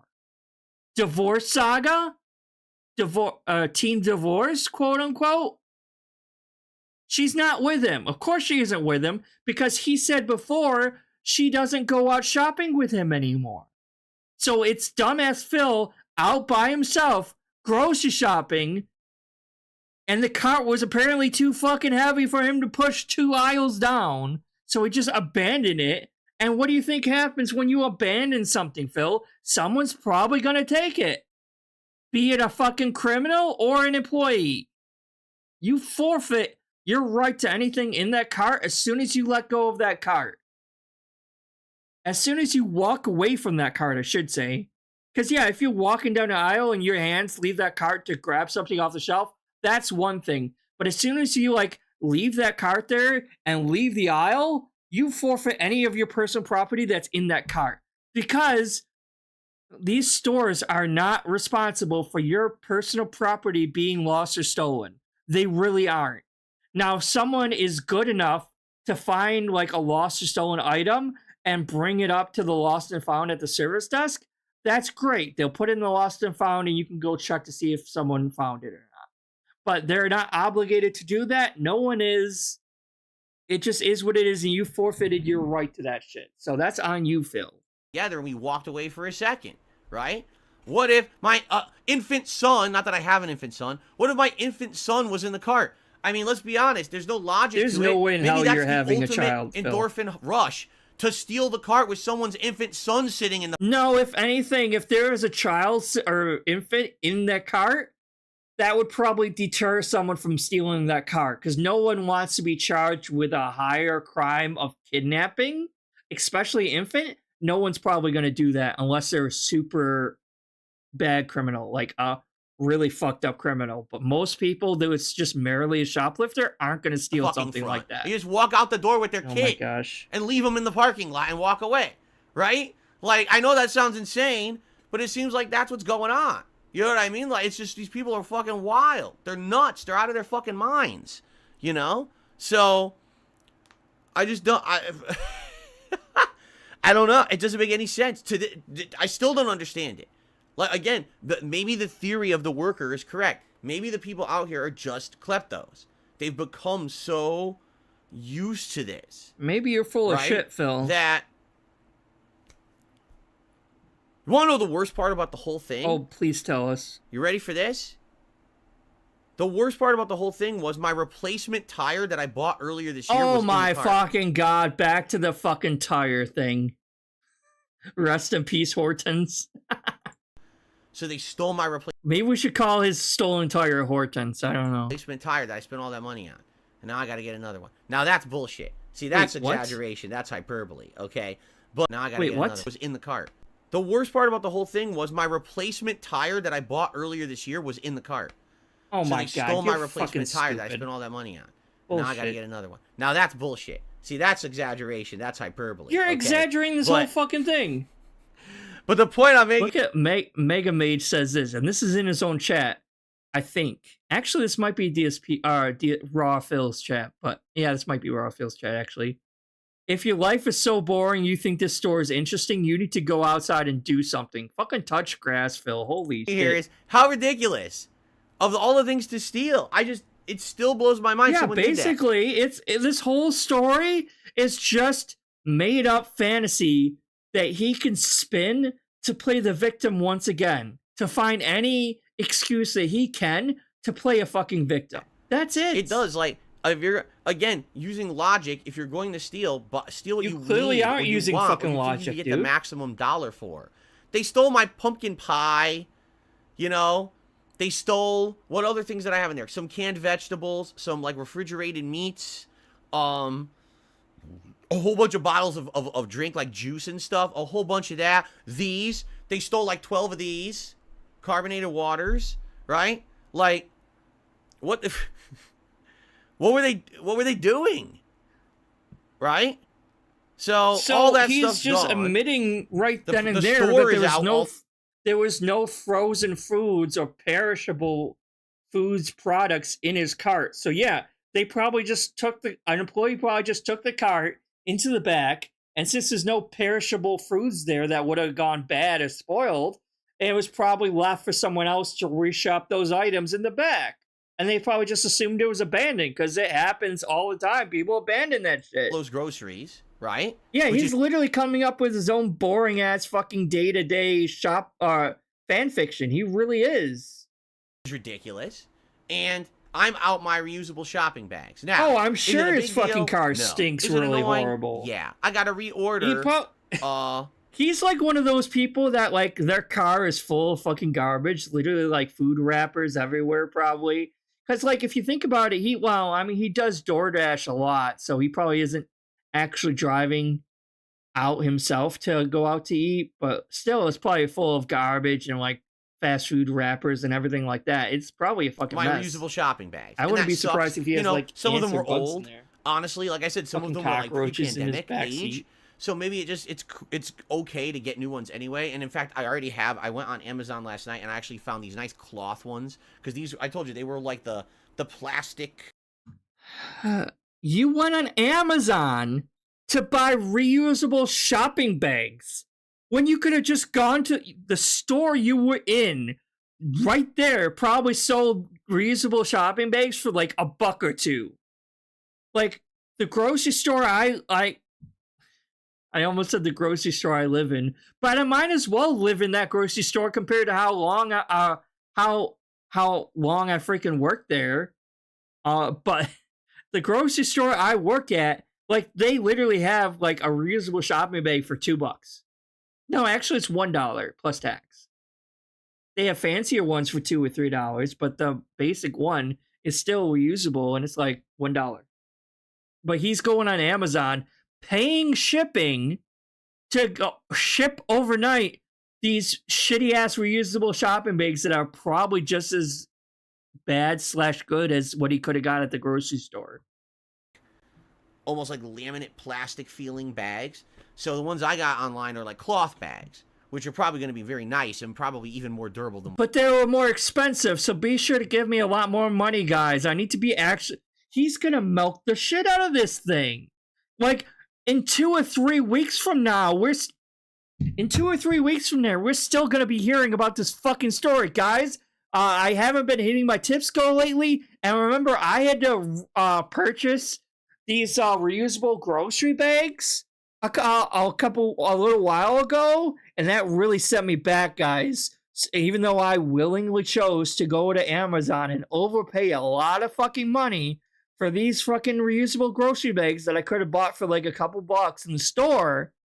So I'm going to need you guys to step up and support, okay? Because that's probably what he's going to fucking do. We'll be here like he's milking the fucking sickness still. 3 weeks after the fact, he's still milking the sickness. So you know this piece of shit is still gonna be fucking milking this in a couple weeks. Look at this fucking old piece of shit. Holy shit. What I had regardless, right? So it's not You it's are not a huge regard, loss. It sucks Phil. I have to spend more money to buy more bags, but maybe See, it was the there it time to is. get them anyway, right? Was it? So Was not it a the big time? deal. But still, it's just stupid. It's still stealing, right?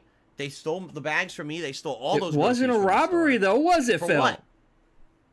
And that's just the state of life out here. Oh yes, the state of life. It sucks. And by the way, just so you guys know, this is not a political statement. People out here who are liberal have had enough. It's not a political statement. Continues to be incorrect and extremely incorrect and just ridiculous, uninformed about it's politics. Not just it's because it's conservatives against liberals, right? And so the conservatives want law and order and the liberals want everything free, and because of that, no, like the liberal people out here are also had enough. Everyone out here has had enough of this shit. The people out here are also had enough. Failed everyone ever since the pandemic hit, and you had all those movements for Black Lives Matter and all of that. What? The government's out here pushed. What the fuck does Black Lives Matter have to do with rising? Well, I mean, I guess I could see how some idiots would think that, but way too far in one direction, anti-police and all of that, and they ruined everything for everyone. So it's literally not. Also, not to get too political or anything, but when you say defund the police, that doesn't mean abolish the police.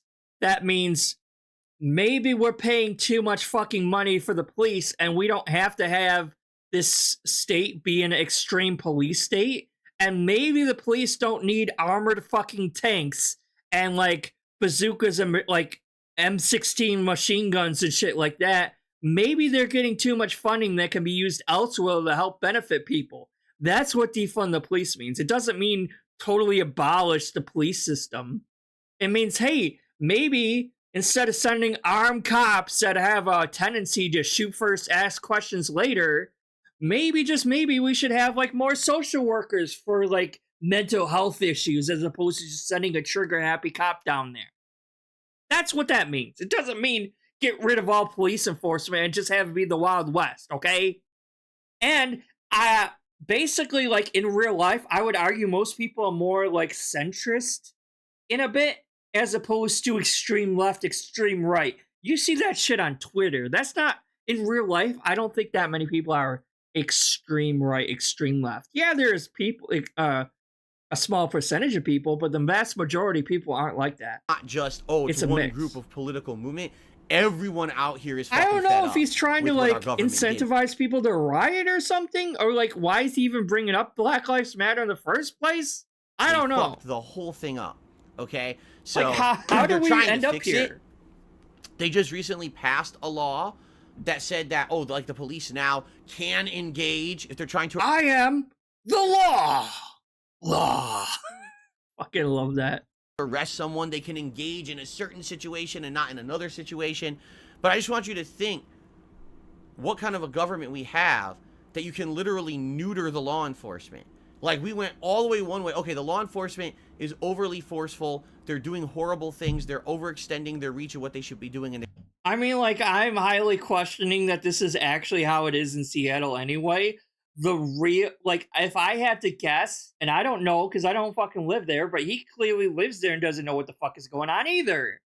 But if I had to put my 2 cents in, I would argue their jails are probably so overcrowded with actual criminals out there that they're probably just charging people fine for small crimes like theft like this, because it's not armed robbery. It's small crimes like shoplifting. So they probably just charge them and have them go to the, like, be tried, go to the, stand in front of a judge, and the judge will just have them pay back the money that was owed plus a little bit more or something, so that the state could get more money out of it as opposed to actually arresting someone. But they still take their name and information and charge them. They're not just gonna not even look into it or anything unless the police department is so fucking short-staffed. Getting away with it.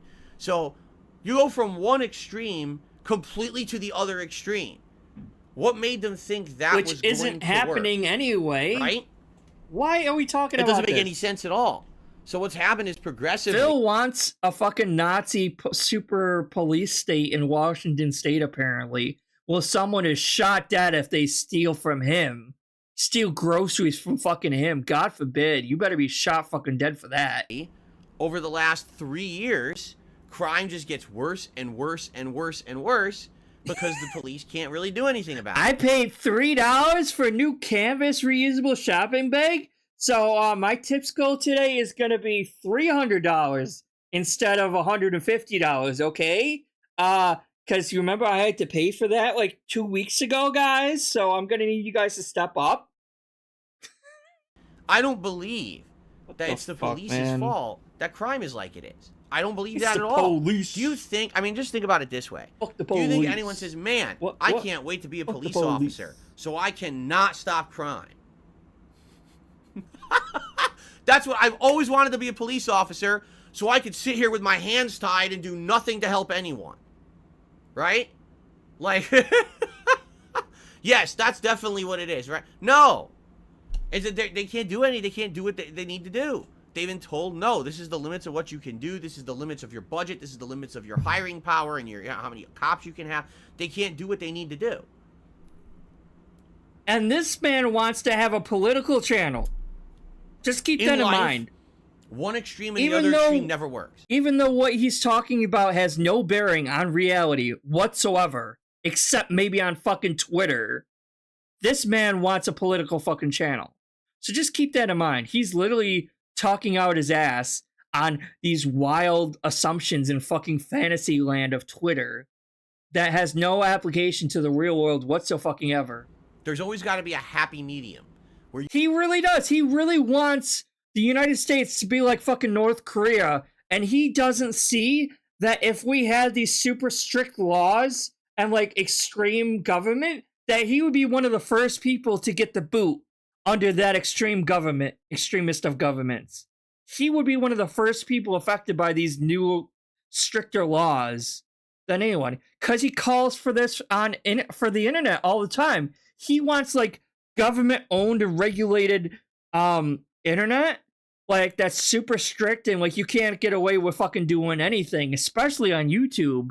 And like he doesn't realize he'll be the first one to get the boot if what he wanted actually happened like that. I'm like, yeah, you would be one of the first ones affected by these new changes that you're begging to be enforced.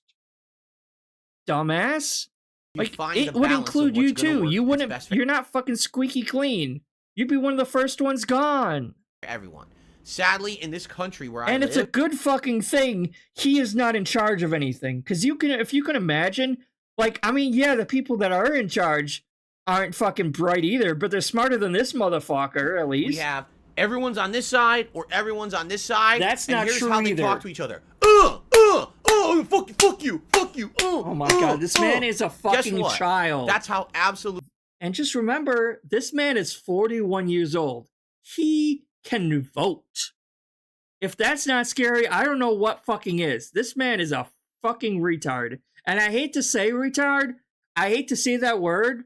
And I never say that word to discourage actually mentally challenged people or people with disabilities. I would never use that word for that. The R word is only used for people like him. People who aren't like, who are literally just this stupid. You know what I mean? He's literally talking about Twitter right now, not the real world. Because he lives on the internet. He never goes out. He doesn't talk to people. The only people he talks to is on Twitter and YouTube. So he really thinks that everyone in real life is like they are on Twitter. He's literally de-evolving as we speak. Everyone gets hurt and no one gets help. This man really is a fucking dinosaur. For the last 3.5 years. That's exactly what it's been. Idiots smashing their fucking heads against each other like dunce fucking level morons instead of working together to say, okay, do we have a problem with this? Let's fix it. Okay, here we go. We don't agree on everything, but let's work together to make everything better. No, it's like, oh, watch this. Fuck you, motherfucker. Fuck you. And you want to know why? Because there's profit in it. Because people like drama, right? Take a look at the landscape of the internet right now. right? Everything's polarized. It's so hard to find anyone of a level head. Everyone's always, I'm all on this way or all that way, and fuck the other side, and here's why they're all wrong. And it's like, I'm sorry, I just can't live like that. You know, I can't. To me, I feel like there's ways that we could fix these problems. Yeah, like exactly, L Sandwich. Like, imagine listening to this unhinged, insane fucking rant and thinking, yeah, this guy's correct. This is the guy I'm gonna follow. Let me actually tip this motherfucker. Burnell 24. Joe Biden. Trump will fix it. Like, oh my fucking god. This guy is actually stupider than Trump. Like, and no, I don't like Biden either. Because I get that a lot too. It's like, oh, you don't like Trump, you must love Biden. No, they're both horrible people. And neither of them should be president. Neither of them are fit to be president. Like, we should be able to do better than that. But if most of the people are as dumb as this person, which isn't true, thank God. But imagine if the vast majority of people are as stupid as this person. But sadly, the people in power, right, are just not into that. We have to be 100% one way or the other way. And this is why nothing gets fixed. So right now we have an effort in our state. They're trying to re-empower the police. The problem is they can't hire people. Want to know why? No one wants to be a police officer in Washington State. No one. They've actually started hiring incentives. They've offered bonuses to say, hey, we'll give you a big signing bonus to become a police officer in Washington because we need them that bad. And then someone's like, nah, nope, I'm not stupid. I'm not taking that bait. All it's going to happen is you're going to hire me and you're going to tell me I can't do half the stuff I need to do to stop crime. And, you know, then I take the blame for it, right? You're going to put me in unsafe situations where I need to defend myself and you tell me I can't defend myself because then I'll be prosecuted. Right? Wait, what? For hurting a criminal or something. They don't want to fuck. Wait. You're gonna like go full boogie on us and shoot a gun in the air in a fucking child zone, a school zone? What the fuck are you talking about? You don't even own a gun. All you have is a fucking axe next to your door. What are you talking about? I mean, I don't own firearms either. You know what I have for protection? I have like a small mini wooden bat that's like basically a wooden club. That's what I have for protection. Plus a lot of knives, but but I live in a pretty good neighborhood, to be honest, so I don't I lock my doors, obviously. Everyone should fucking lock their doors. But like, I don't usually have to worry about attempted break-ins where I live, thankfully. Brown. But what the fuck's he talking about? No one's becoming a police officer, and they're massively understaffed, and they can't do anything about it. I don't blame the police at all. At all. This is 100% a failure of the United States government. And the state governments. It's a failure of the government that someone took his abandoned shopping cart and stole maybe $20 or $30 worth of groceries. Think about that. As well. Holy shit, this is insane. This is fucking... it is mental. He is fucking... I know...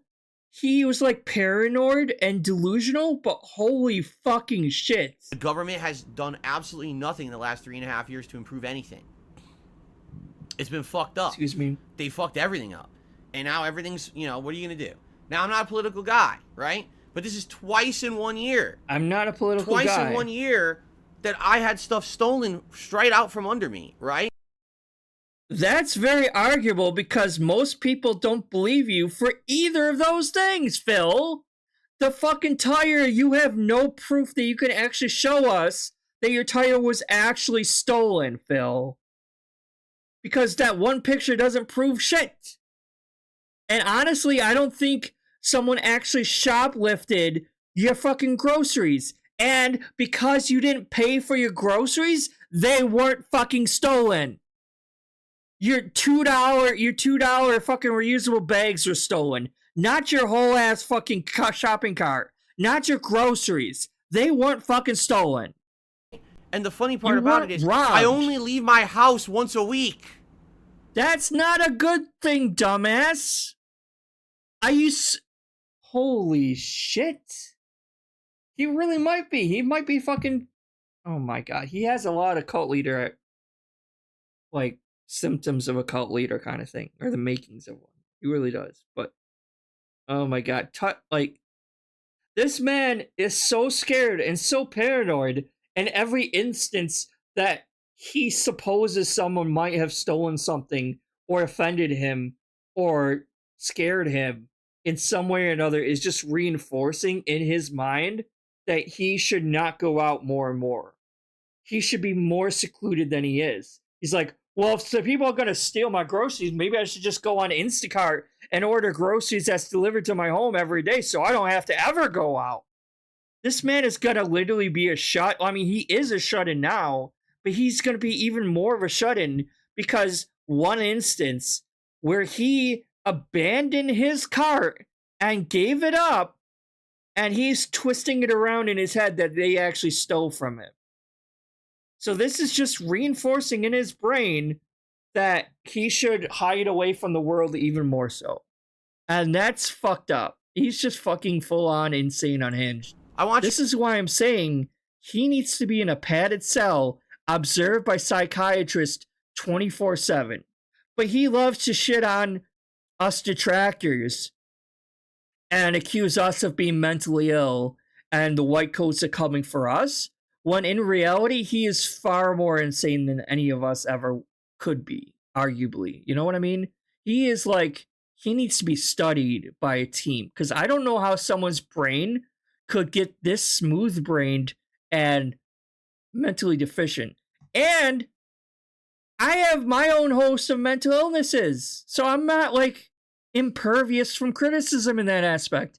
I have anxiety, I have depression, I have a personality disorder that I'm not going to go into, but even with all that shit that I'm dealing with, which I'm taking medication for, thankfully, even with all that, he's still way worse than me. Like, the paranoia alone is fucking unmatched. I've never seen anyone this paranoid before. What do you think about that? Steve has his hands full. He's going to need a team of helpers. Once a week, I leave this abode to do things. And I was I robbed wouldn't be surprised twice. if he did. Twice. So can he you does imagine? Need an intervention. Can you imagine if I was someone? Hold on, I need to get another drink of water. My throat's getting parched just from yelling. 1 second.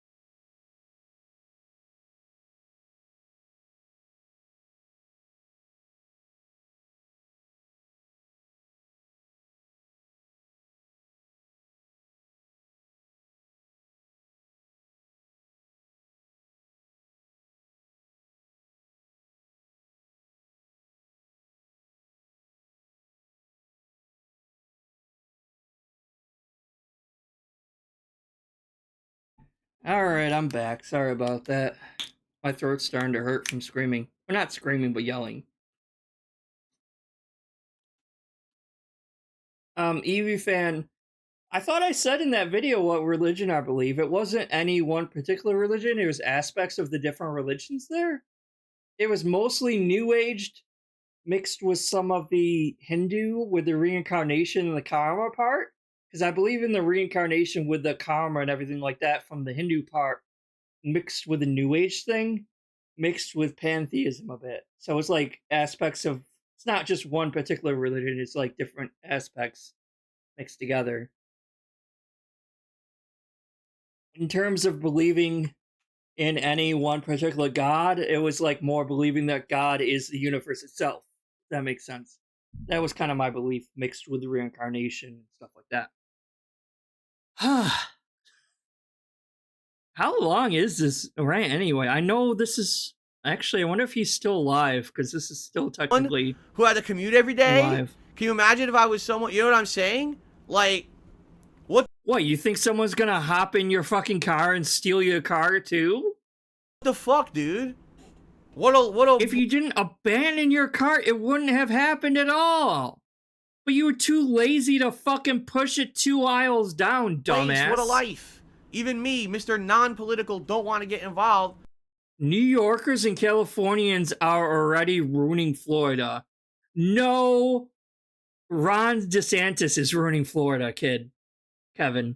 Ron DeSantis is fucking ruining Florida. It's none of us interfering with Florida. It's already fucked. I'm fucking fed up with this shit. Of course, Florida was never really good to begin Thank with. God. In this case, it was if anything, Florida is North Korea, but with a theme park. That's all Florida is. Minor thing. It was a grocery bag stolen from me. Big fucking deal, right? It's not a big deal in any way, shape, or form. It isn't a big deal. So why are you going on for 2 hours crying victim? And I guarantee we're going to be talking about this for another 2 weeks. It's just not. Probably using it to beg for money. Worse. What if I had paid for those groceries? So what? And I was just waiting. So what? Okay, you pay for the groceries. You could probably get your money back from the grocery store if you talk to them about it. To walk out the door with them, and someone stole them. Like, in this day and age, like, I'm always a little careful. Like, if I pay for, like, if I buy a lot of groceries, or usually I go shopping with my boyfriend, because we're a couple and we do shit together.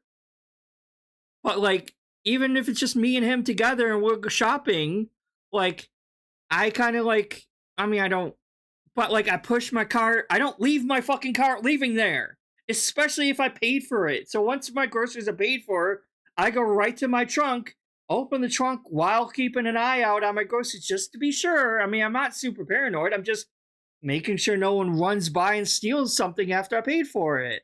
What if I had something? What if I accidentally had left my phone? No, I haven't heard that. Out my wallet I'm not surprised. In that cart, right?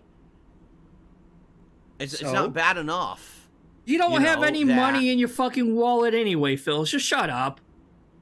You can't save for money. It's not bad enough. Have cash on you. That we're in a situation where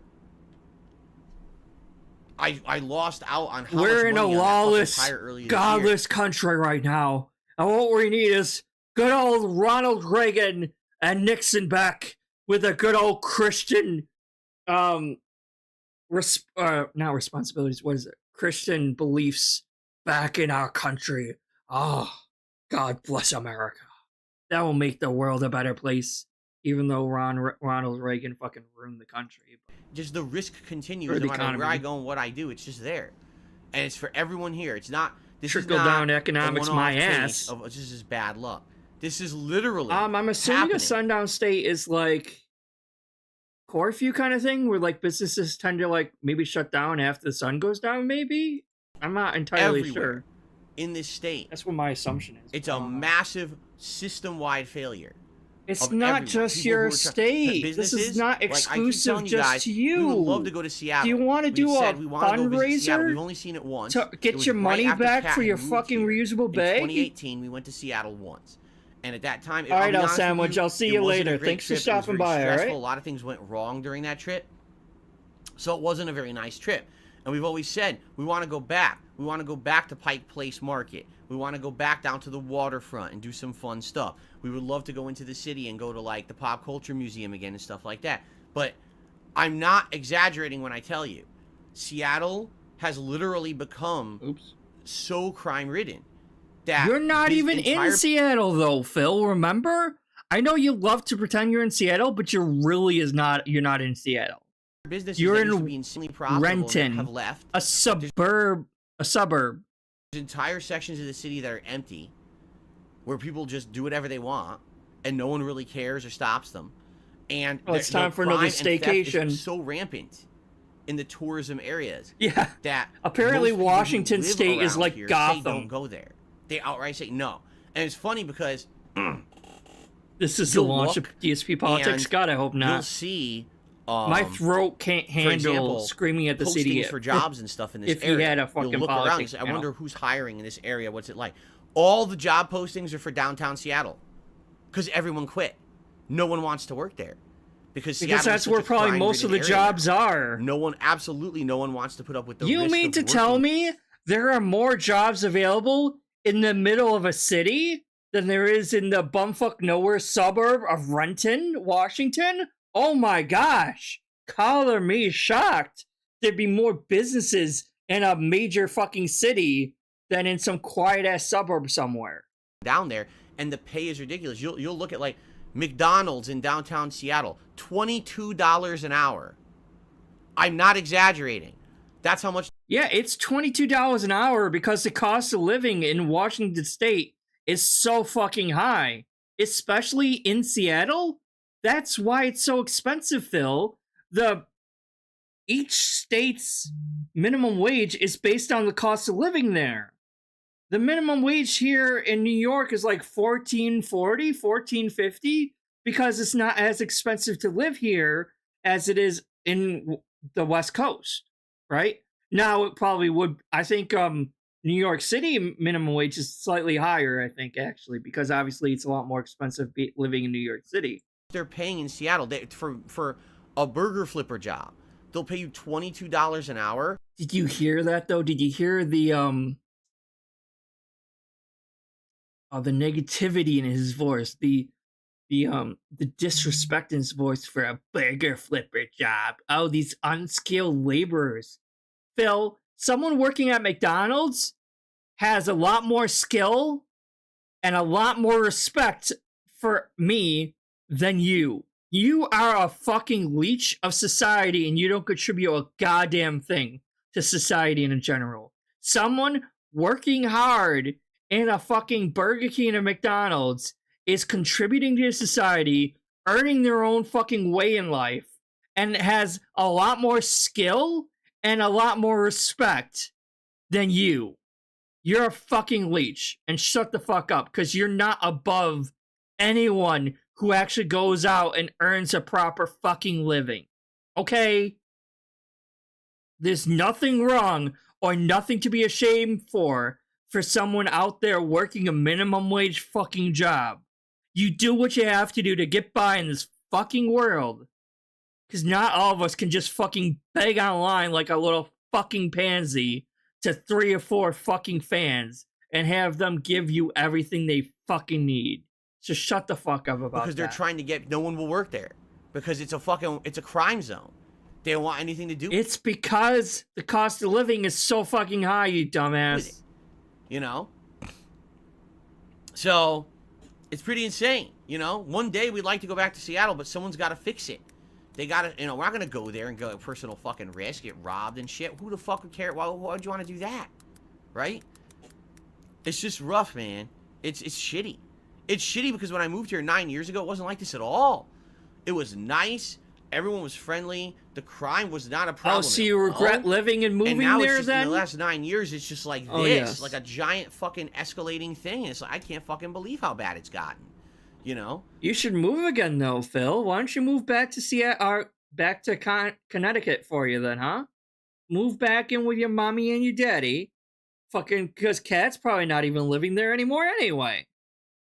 And every day, as now, again, to clarify, I don't think he would pass a background check to own a gun, to be honest. Because, like, if you, like, all anyone has to do is look online and watch watch this video. All they have to do is watch any video of DSP online, and they're like, yeah, this guy's not getting a fucking gun. No way in hell. Financially, no, I'm not in a great position. I'm certainly not as bad as I was several years ago. No one's in a great position financially nowadays, Phil. Inflation is fucking insane. The economy is down. The only one in good positions are people who, like, own fucking companies and shit. But, like, the general public are not in good conditions. All right, but I will tell you this. Every day, I thank my lucky fucking stars that 9 years ago I moved here where I live in a private community. Oh, Seriously. so he's a hypocrite, and now he's turning it around. He's like, "Oh, I'm still glad I moved here, even though I was shitting on the state for the past 2 hours. But now I'm glad I moved here, though, right? Like, Because what? it's fucking dangerous out there. You know, it really is. Is that why Like, you hide in your house? Like, 6 days a fucking week, 24/7, you only peek your fucking Pigroach head out to buy groceries and go out to eat? You're such a fucking pussy. That is not living, Phil. If you're so fucking scared to go out and like actually live and enjoy your life, that's not living. That's being afraid. And you're gonna regret that at the end of your life. You Not really that I moved are. where I did and I live where I live because it's I don't like living where I live. Like in New York. Not because it's a dangerous area, because it really isn't. I feel safe where I live, but it is expensive to live where I live. And eventually me and my boyfriend do want to move because he wants to move back closer to where he came from, which was Upper California area. It wasn't near like Las Vegas, or not Las Vegas, LA or anything like that, but it was upper area. So we'll see, but eventually we're probably going to move. And I don't really care where I live as long as, I'm with him or whatever. But like where I live right now, it's like I might not like where I live right now because it is expensive, and I know probably living in California will be around the same probably, but I still feel safe going out where I am. Like I can walk around and go shopping or go for a walk and I'll feel safe enough. I don't feel like I have to protect myself all the time. But you still fucking like be safe just in case. You lock your fucking doors at night. You make sure the windows are fully closed. That's just normal thing, unless you like live out in the fucking middle of nowhere in the country somewhere, maybe. Jesus Christ. worse and worse, and thank God I moved to this place. This guy's like, so afraid of everything and thinks the whole world's out to get him that he just locks himself away. So that's my story. It sure would be nice. Yeah, it sounds like a bullshit story in my opinion. Some stuff to change for the better. I don't know if it will. I would. Speaking hope of change, do you got any change? There's a breaking Please, sir, do you have fucking change for me? Right? So at some point, I gotta rebuy my reusable like I said, bags. even the people out here who are like the ultra liberals, they're done with this too. Because it's one thing if it's affecting one or two people. Thank God it's not the liberals' fault our lives for are once. changing because this is so bad at this point. So now everyone is demanding change. Okay? So that's a good thing. And hopefully You want to know how you incite change, Phil? You go and you vote. You do research on the people that are running for office, and you research into them, and then you make your choice, and you make change by voting. That's how change gets done. I mean, that's how it's supposed to happen. But 9 times out of the 10, voting doesn't really do much anyway. But that's something you can do as a citizen, is vote for change. But there will be a tipping point where now things are going to flip and change. Now all these businesses are going out of business. The tourism is leaving Seattle. No one wants to work in Seattle. I mean, how long could this keep going on? Well, yeah, Biden and the others are trying to push for right? electric cars and stuff. I guess we'll see. Which, I mean, I don't think is a good idea either. I just... Especially, we'll have to see. Especially winters out here are really brutal because, like, we live near Lake Ontario. Like, we're right in between Lake Ontario and Lake Erie, so we get a lot of lake effect snow. And I'm not going to trust an electric car out here with the winters that we have out here. There's no way I'm trusting electric cars out here. Continue, but this is what I go through, So what a day. It's supposed to be my day off, my relaxing day, right? And I get this thing happen. I'm like, I literally my relaxing day off, even though I never do any actual work every single, like, any day of the week, every single fucking day. He doesn't do any work. But he's like, oh, thank God I get my relaxing day. Oh no, someone stole my fucking bags. This was all clickbait to try to drum up extra views and interactions in his chat. Don't forget to hit the like and subscribe button, guys. I got robbed. Because again, I don't think there's anything to wrap your head around. I think it's a situation There's nothing happened to wrap your head around. What are you talking about? In the head, and they just do that. Like, they get this endorphin rush from stealing. They just do. This is I got my carjacked. Feels my good now, story. I walked out my the side store of the with story. a fucking cart, right? Like, you know what I mean? Yeah, he literally wants Judge Dredd out on the streets, like fucking judge, jury, and prosecutor all in one. That's what he wants. You have been found guilty. Any last words? You have been terminated. There you go. Same That's here. my Phil's day off. Same here. Like one day it could be like nice and warm, like 65 degrees, and then the same day later on it'll be like 30 degrees and snowing. I'm like, what the fuck? Segment for this week. We don't really get a spring or a fall. It's like it'll be from like really hot to like almost snowing and really cold. It's like, what happened to like spring? What happened to fall? It's just gone. You don't get the nice in between 50, 60 degree weather. No. It's like 70, 80 degrees down to like 30 degrees. I'm like, this sucks. Than most. Hopefully next week I have 0 events to talk about. I would much rather have a non-eventful Phil's day off than one like that. Are you sure? You still seem to be toting Phil's day off as like a really entertaining section when it's not. Now let's get to some good stuff. What I'd like to do is talk about the schedule for this week. I have a very positive update. All right, I'm gonna to the future put this on fast speed. Now that he's done with the bullshit, we'll go from there. All right, so let's talk about. Now that he's done talking about the insane bullshit rant, we're going to go a little bit faster. This is a shorter streaming week for me. All right? Because no one cares about the schedule. Days. This week it's only 5. And the reason is because I'm a lazy bum and I don't want to work. Yeah, right. If you know me, that's completely the opposite. What it is next week is American Thanksgiving on Thursday. Thursday's usually my day off. Yeah, if you mess with people in the country, you're going to get shot. Do not trespass or anything like that. On fucking Thanksgiving, when that store will probably be absolutely nutty and insane with people buying last-minute stuff they forgot and shit like that. So my day off for next week is going to be Wednesday. So that means I'm here today, tomorrow, Saturday, Sunday, Monday, and Tuesday. So it's a 5-day streaming week. Now, thank you all so very much, everyone who was here back on Wednesday. Thank you and fuck you. You helped me determine what the schedule would be for this week because I was very confused of what to do. Allow me to tell you what it's going to be. Today, it's the premiere of Super Mario RPG Remake. If you're into Mario, if you're into old-school turn-based RPGs, Square Enix, Final Fantasy-style games, hell, if you just want to see a new Nintendo game that came out today, just because, like, I mean, nothing wrong with Super Mario RPG, but just because it's a turn-based game doesn't mean it's similar to Final Fantasy. You know what I mean? Final Fantasy plots tend to be more serious, tend to be darker themes and everything like that. And Mario RPG is none of those things. So just because you're into Final Fantasy games does not mean you're instantly going to like Mario RPG. It's still a Mario game at the end of the day. It's not as serious as a Final Fantasy Mario games, kiddie games. Even though, by the way, it's not a first-party Mario game. Yeah, most small towns are. I grew up in a small town. I grew up in a small town. But I guarantee you that people are always going to be biased. I have like the fucking country music. You know what I'm saying? Oh, it's Mario. It's a kid game. I grew up in a small town. I can't make people. I can't change people's entire mentalities and these stigmas that they have in their head about Mario, right? But oh my gosh, I'll tell you this. I played this game before. I actually played it 4 years ago for this channel. I loved it. I played it in the 90s when it was a new game. I rented it. I loved it. This is an outstanding game. It's a shorter one. It's not a lengthy RPG. If you know exactly what you're doing, you could beat it in like 10 hours. If you know everything about the game, if you played it before, and you remember stuff, you could actually 100% the game around 15 hours, okay? For me, I played it once 4 years ago. I'll probably remember some of this stuff, but not all of it. Probably, and plus I'm an interactive streamer, you gotta remember, it'll probably still be around 15 hours long.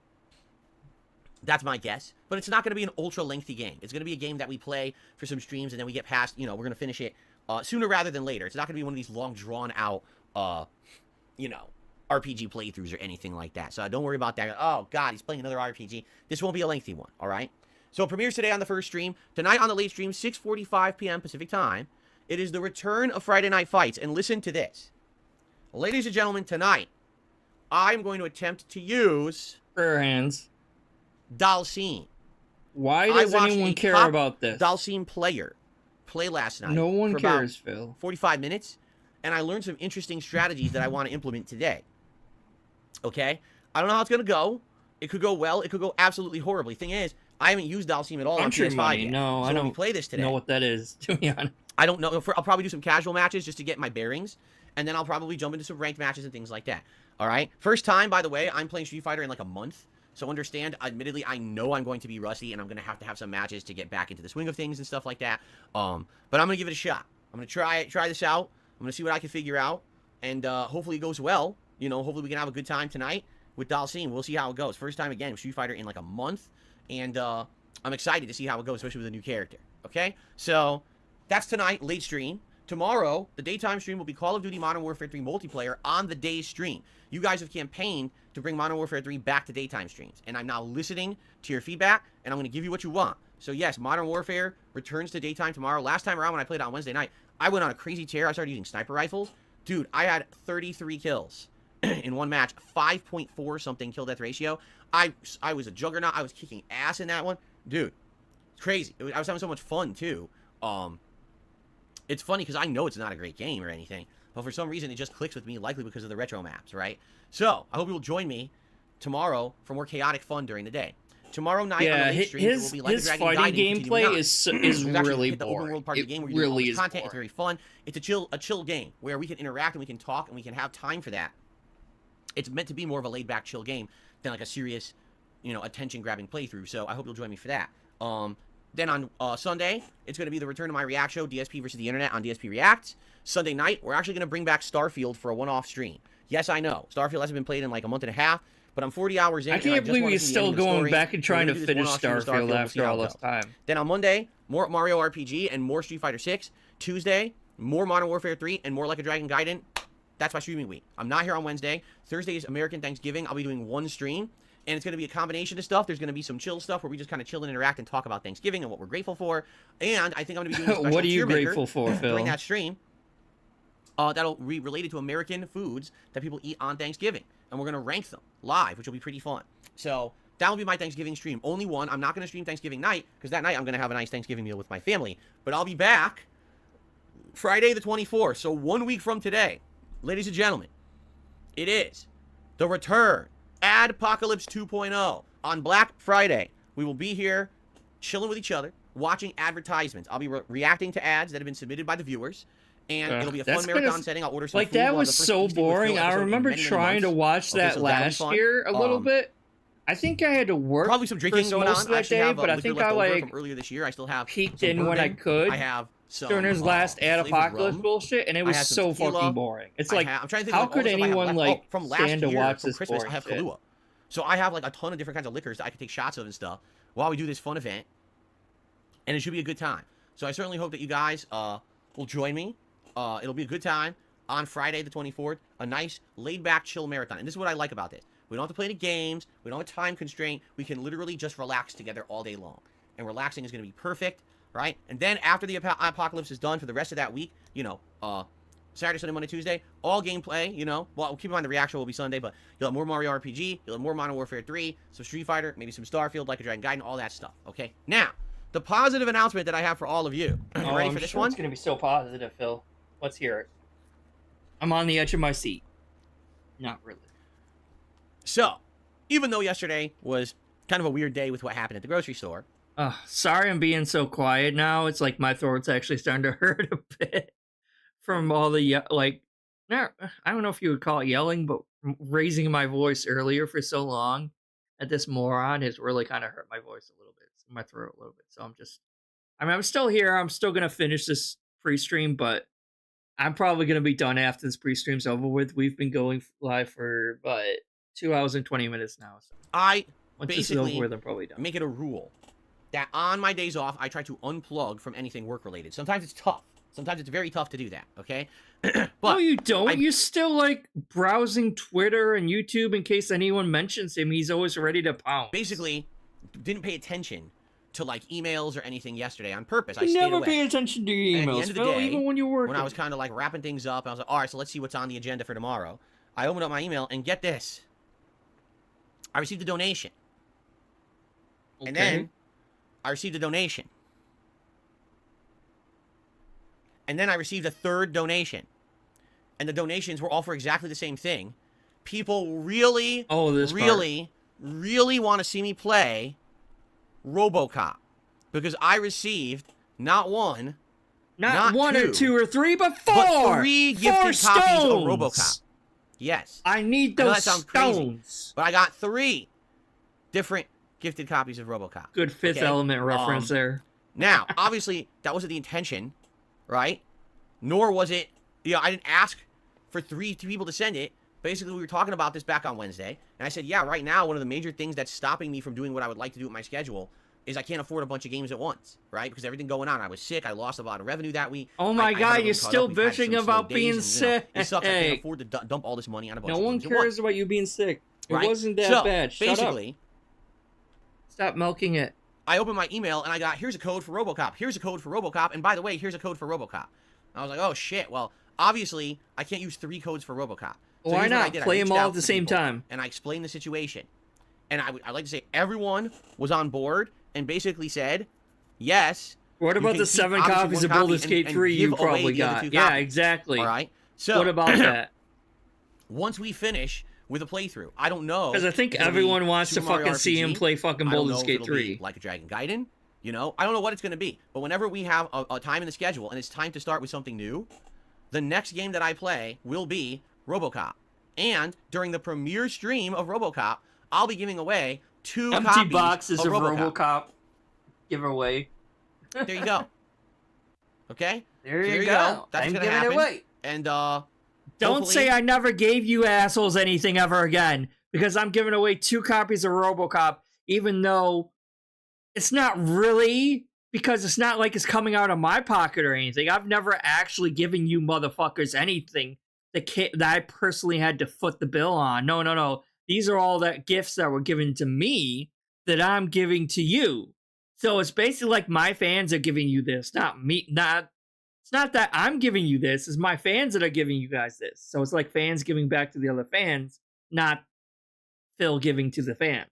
Because it's not him giving it away. You know, see what I'm saying? He didn't have to foot the bill on any of this shit. So it's not really him donating this or giving it away. It's his fans doing it.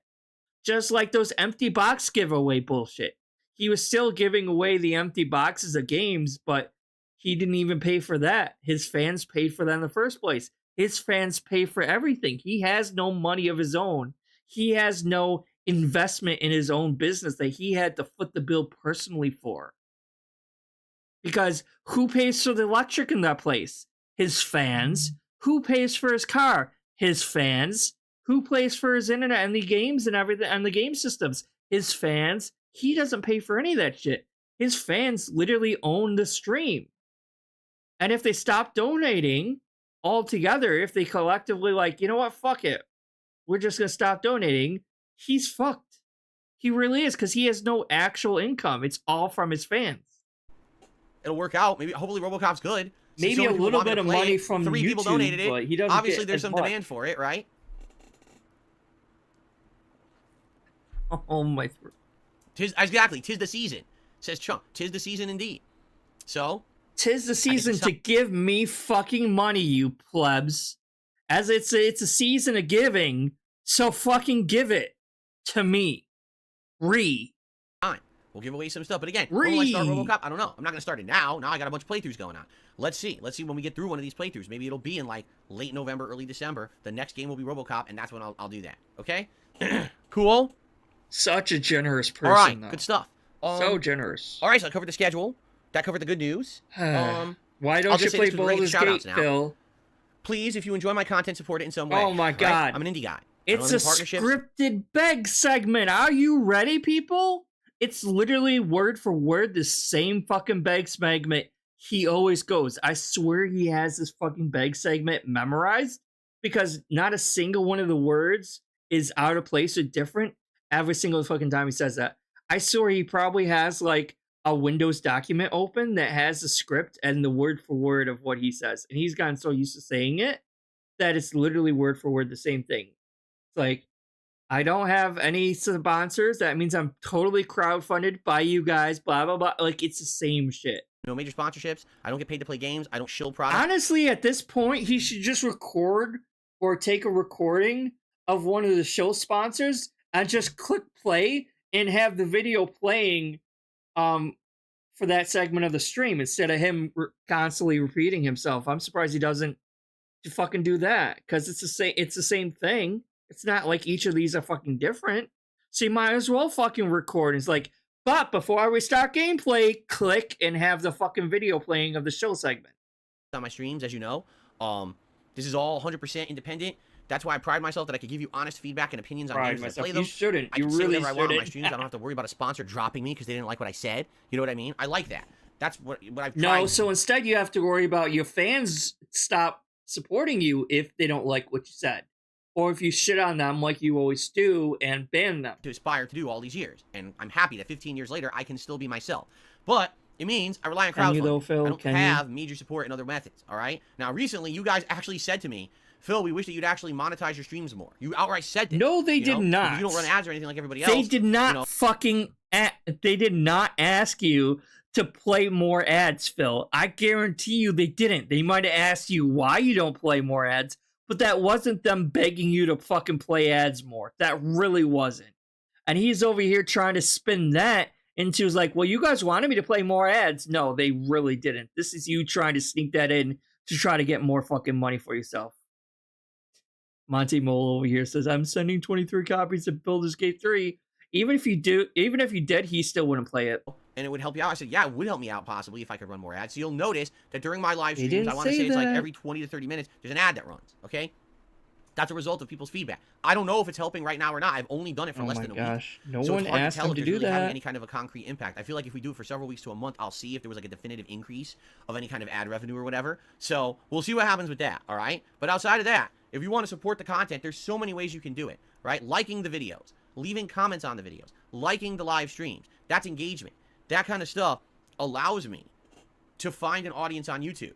That engagement lets people know I exist. It puts me into the YouTube algorithm this time of year. You don't really exist, though, do you, Phil?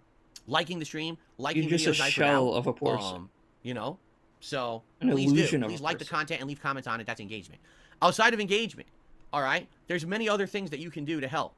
All right, for example, super chat, super stickers during a live stream, or super thanks on a video that's eligible for it. Those are all ways that you can, through YouTube, contribute, and I always make sure to thank anyone who does that and to highlight it. Like if you do a super thanks, I'll highlight the comment, I'll say personal response, say thank you. If it's here live on the stream, then obviously we'll do a pop-up to say thanks. I'll call it out, I'll thank you, I'll get you on the leaderboard if you're the recent super chatter or whatever. All right, memberships are huge. Memberships are ongoing support for this channel. You get tons of benefits for being a member, including all my emotes, dozens of them, not having to abide by slow mode rules and being able to talk as much as you want in the chat, a cool chat crown badge to show how long you've been a supporter, priority for special events. For example, right now, for this Adpocalypse event 1 week from today, people who are members get priority to watch their ads because they're nominating ads, and those ads will be watched first before we get to the more common nominations, you see? So, yeah, it's pretty cool. Please consider becoming a member, or, as they say, 'tis the season of giving, right? We're heading into the holiday season. Maybe you would like to give some memberships to your fellow viewer. They would certainly appreciate that. I know for a fact we have hundreds of people waiting in the wings ready to accept the membership. 'Tis the season. I'm not going to gift anyone fucking gifted memberships, but you guys can gift it. So be sure to gift other people gifted memberships so I can get all that fucking money. Channel a lot. My goal today, being that it's a premiere game and the return of Street Fighter at night, is to hit 500 members. I know we can do that. 12 members in 1 day. It's not a small task, but it's also not a giant ask. It's doable. No, it isn't. 12 memberships in 1 day is actually a big fucking ask. Especially for this asshole who also demands that they hit the first tip goal in every fucking stream. Phil, you maybe have like a small handful of actual fans that aren't LARPers or anything, and they probably all already have a fucking membership anyway. Plus, you're not offering any real benefits for being a member. So, yeah, 12 memberships in 1 day is actually a huge fucking ask for a small streamer like you. Because you really are a smaller streamer than a lot of these other people. So 12 memberships in 1 day is a huge fucking ask for you. Please consider becoming a member today, or again, gifting some memberships to help out the fellow viewers. Last but not least is tips. Tips are very important because tips are liquidity. What that means is those are funds that I can use right now for important stuff. Liquidity. Buying another game, paying a bill. Why do you need to buy another game when someone just gifted you a fucking game? Buying more reusable shopping bags, right? See? Actually, he's already fucking using it. It didn't even take another different stream for him to already fucking use it. Oh, I need to spend $2 to buy another reusable gift. Another reusable shopping bag, so give it to me. Paying the bill for them. Yeah, all those things tips will go towards, all right? So please consider tipping. We have rewards in place for tips for every goal hit, 50, 100, or $150. You got glasses, a hat, a vest you guys vote on, you know, all kinds of funny stuff that we do for that. So please consider tipping, okay? Now it's time for shout-outs. But I think I want to turn my fan up a little bit more. It's feeling kind of stuffy in here today. So if you don't mind. Turn it on level 2. Yeah. Okay, turn the fan up to level 2, and we'll see how it goes. So first of all, on the YouTube side of things, we have Buggy Glug, who did a 15-pound super chat. His first super chat of the day. Thank you, Buggy. He says, started watching you recently. I was only familiar with you because of your critics' opinions, but I discovered you're a chill dude. I like your videos a lot. Thank you, Buggy. That is very nice of you to say. Thank you. It is Buggy. a common thing I'm finding that for those who have heard of oh me my only God. from negative circles, So, all right, actually will come. why does Phil always get these bait fucking donations? It's the same fucking donation every fucking time. It's always some dumbass, hey, I was actually a detractor, and then I started watching you for real, and it turns out you're a pretty cool guy, dude. So, yeah, I'm actually a big fan now. These are all fake. These are all bait. Guaranteed. I'm like, Jesus Christ, Phil. And watch my content, and when they do, they actually enjoy it. I'll give you a perfect example. Someone left a nice comment on my Call of Duty videos from the other day, from Wednesday. And no, I take that back. I think it was like part 1. Like, so it was the first one I did last week. And they said, wow, you know, actually watching Phil play Modern Warfare 3, he's not a top player or anything, but he's not bad. He's entertaining to watch. He has funny commentary. If you watch the videos that his haters put out, literally all they do is take the boring moments or the times when he failed, and they act like that's his whole stream. And it couldn't be further from the truth. It's not representative of the real content that Phil puts out, and that's unfair because people are mostly seeing that. No one is really coming to watch their content to see what it really is. They just believe the nonsense, right? So it's pretty funny that you say that because, yes, you're absolutely aware. I'm absolutely aware that when people actually take the time to come check this stuff out, they enjoy it. Yeah. In the last few years, my wife and I have started watching other content creators' playthroughs. Okay? Just for perspective purposes. It's fun to see someone else play a game that we've played and see how they react to stuff and how they do. You know, watching them play like a Dark Souls or Elden Ring, watching them play Alan Wake 2, for example, which I just played, stuff like that. It's good to see how, you know, compare. It's good to see different perspectives, right? And what I've noticed for a lot of these other content creators, who, by the way, are much bigger than me, we're talking people that in some cases are 10 times plus bigger than me. They're not doing anything different. It's not like they're innovative or they're so funny or they're so different. They're just normal people talking with their audience, playing a game, right? Yet they're 10 times bigger than me. Why? Well, probably because they don't jealousy. Have that's why. who literally lie about the content they put out. No. I was trying to fiddle with something on OBS, but what? Hold on a second, Phil. That's not why they're bigger than you. The reason they're bigger than you is they don't fucking e-bag and bother their fans. They don't abuse their fans. They don't take advantage of their fans. What are you talking about? So everyone thinks that they suck or that they're toxic. They don't have anyone doing that. So because of that, it's not our fault you're not popular, Phil. It's your fault because you failed as a content creator. That's why. Without the white noise. Holy shit. So there you go. Yeah. Thanks for watching, Buggy. I appreciate your kind words. I appreciate the contribution. Thanks for watching, wish that more dude. people would give me an honest take. You know, I really do. But they don't. That's the problem. No one wants to. They just want to believe the meme. They just want to believe the toxic shit. You know what I mean? So there you go. All right. Okay, now we move on to the tip side of things. Our first tip of the day, a $4.20 tip from Wumba. I never watched her play Super Mario RPG. I'll watch her playthrough of this remake because it now has modern graphics. Man, as much as I'm happy you're going to watch my playthrough of this game, and I appreciate that, it does make me sad to hear that you didn't ever play or watch it previously because of the graphics. Like, for me, I try to be as open-minded as I can, and I don't know, that just kills me to hear that. There are so many classic games out there that were never remade, and the fact that people would skip them or purposefully say, I'm just not playing because I can't stand the old graphics, that drives me nuts. I don't think that anything is, I don't think that anything should be written off just because it doesn't have modern graphics. You know what I mean? I'll give you an example. When I started on YouTube 15 years ago, all right, there were so many games that I had not played because I had missed out on the entire, like, late PS1, PS2, Xbox, original Xbox, GameCube, like, that era of gaming, I missed. I had been so heavily into competitive Street Fighter. It was like tunnel vision for me. And I skipped out on, like, all those games, right? So when I first started on YouTube, it actually was something exciting to jump into all these games I had missed. And a lot of them at the time were getting, like, remakes on PS3 or whatever. Oh, the Jack and Daxter collection, the Ratchet and Clank collection. But imagine if people had, like, oh, I refuse to play those classics, right? Or if I had said, I refuse to play the classic GTA games. Vice City, or GTA 3, Vice City, San Andreas. I refuse to play them because they just look old, right? Oh, they look like shit. Why would I play those in 2012 or whenever it was, 2011, whenever I played them.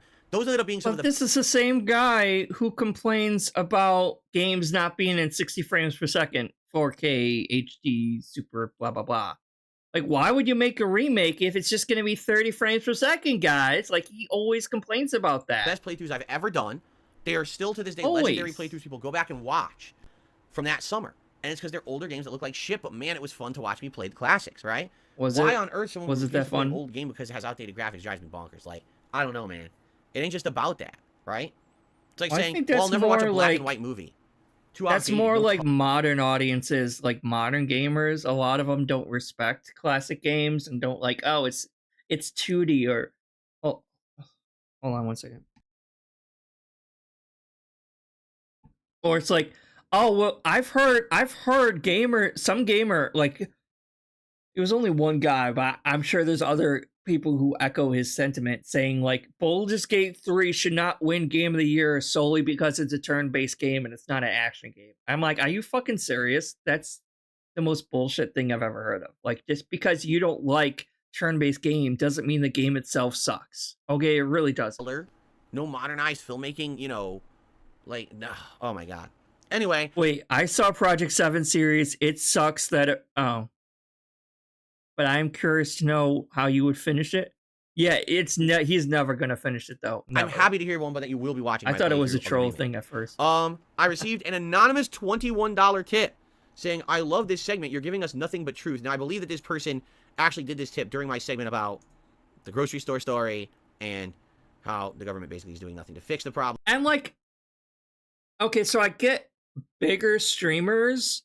They'll save all the, supports and like shout outs and stuff like that for the very end of their streams because they're so big and there's so many people that support them that it's like they want to get through what they want to get through for the stream first, and then at the end, if people want to stick around, they can stick around while they read the supports and the super chats. Medicare did that all the time, and he got a shitload of super chats, so he would have to like read it through, so he would save it for the end of the stream and then talk and do all the shoutouts and super chats. So it's like if anyone just cared about what he wanted to talk about, they could leave at the end. But Phil is not that big of a fucking streamer. He really is not. So he doesn't get that many shoutouts anyway. So why is he bothering to hold off his super chats to the last second, to the end of the stream, to shout them out? It makes no sense. Because, like, half the shit they talks about is bullshit anyway, so it's not really going to interrupt that much or be that much of a diversion when he pauses every 2 seconds to do a shout out. Especially when now it's like, yeah, you're getting shout outs for something you said like 2 or 3 fucking hours ago that he doesn't even remember what the fuck he even said.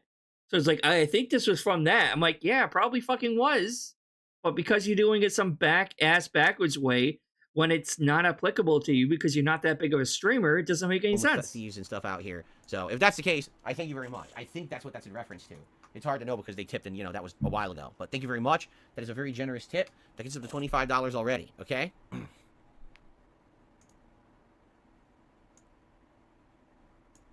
Okay. I also received a $10 tip from Donald Trump. He says, thank you for the endorsement. Well, Mr. Trump, I hate to tell you, I would never endorse anything you do. I don't like Donald Trump. I never did. I knew of Trump before he was ever president. I actually had business dealings with him at the helicopter company I used to work at. Unscrupulous is a word that comes to mind when it comes to the way that he runs his businesses. You even know what that word means, Phil? I don't think he's a very good person. I don't think he was a very good leader. He's a populist, meaning he's basically anti-establishment, right? Like, he doesn't like the two-party system and the way that things are set up. And I get that, but that doesn't mean that I like the guy, okay?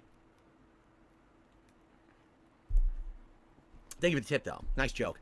Okay? And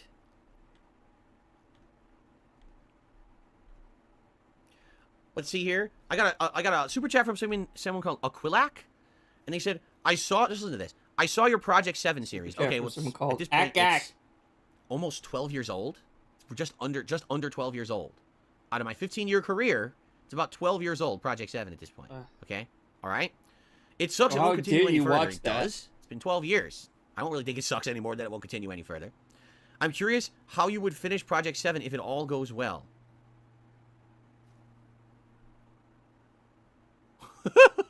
If it all goes well.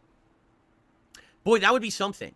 Imagine if, like, I hit the lotto, right? Imagine if, like, I hit the lotto and I'm rich now. And I'm like, guys, guess what? Out of all the things that I'm going to do, I've decided to continue Project 7. I'm actually going to hire, like... But, like, he wouldn't have John Rambo and Howard in there anymore, and wouldn't have Respect the Pack, so we'd have to start all over again and do the, like, a remake of a remake, because originally Project 7 was, like, a reimagining of his original ideal of Project 7, like, years and years before that. So this would be the third time it would be remade. And even then, he probably wouldn't do it because it wouldn't be nearly the same. Professional indie filmmakers. It wasn't good in the first place. To work on this, to film, to edit in professional level effects. I'm gonna hire real actors to be in the show, right? I'll be the only person from the original show involved. Yeah. Everyone else will be. But what I'll do, I'll get lookalikes. I'll get a John Rambo and a Howard and an OJ lookalike. Oh my god. And an Andre lookalike. I'm not an actor. I'm a clown. To play their roles in the show, right? Oh god. My incredible acting talent.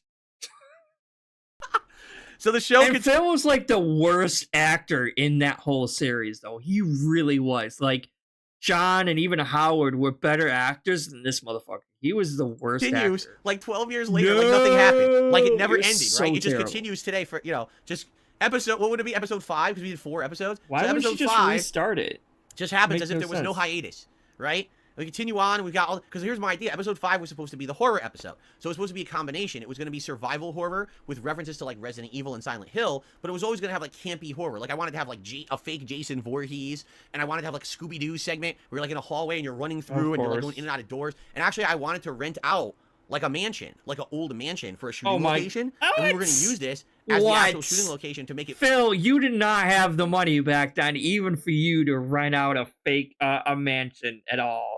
What the hell are you talking about? Extra spooky, like use a mansion as the shooting location. How cool would that have been? Like that's what we were gonna do for episode 5, and then it all fell apart. But imagine, again, I can't do that. I don't have any money for anything like that today, nor do I really have any interest. Shit. But imagine if I like hit the lotto, and it's like, all right, Phil, so now you're free. You have no constraints. You don't have to stream 6 days a week anymore.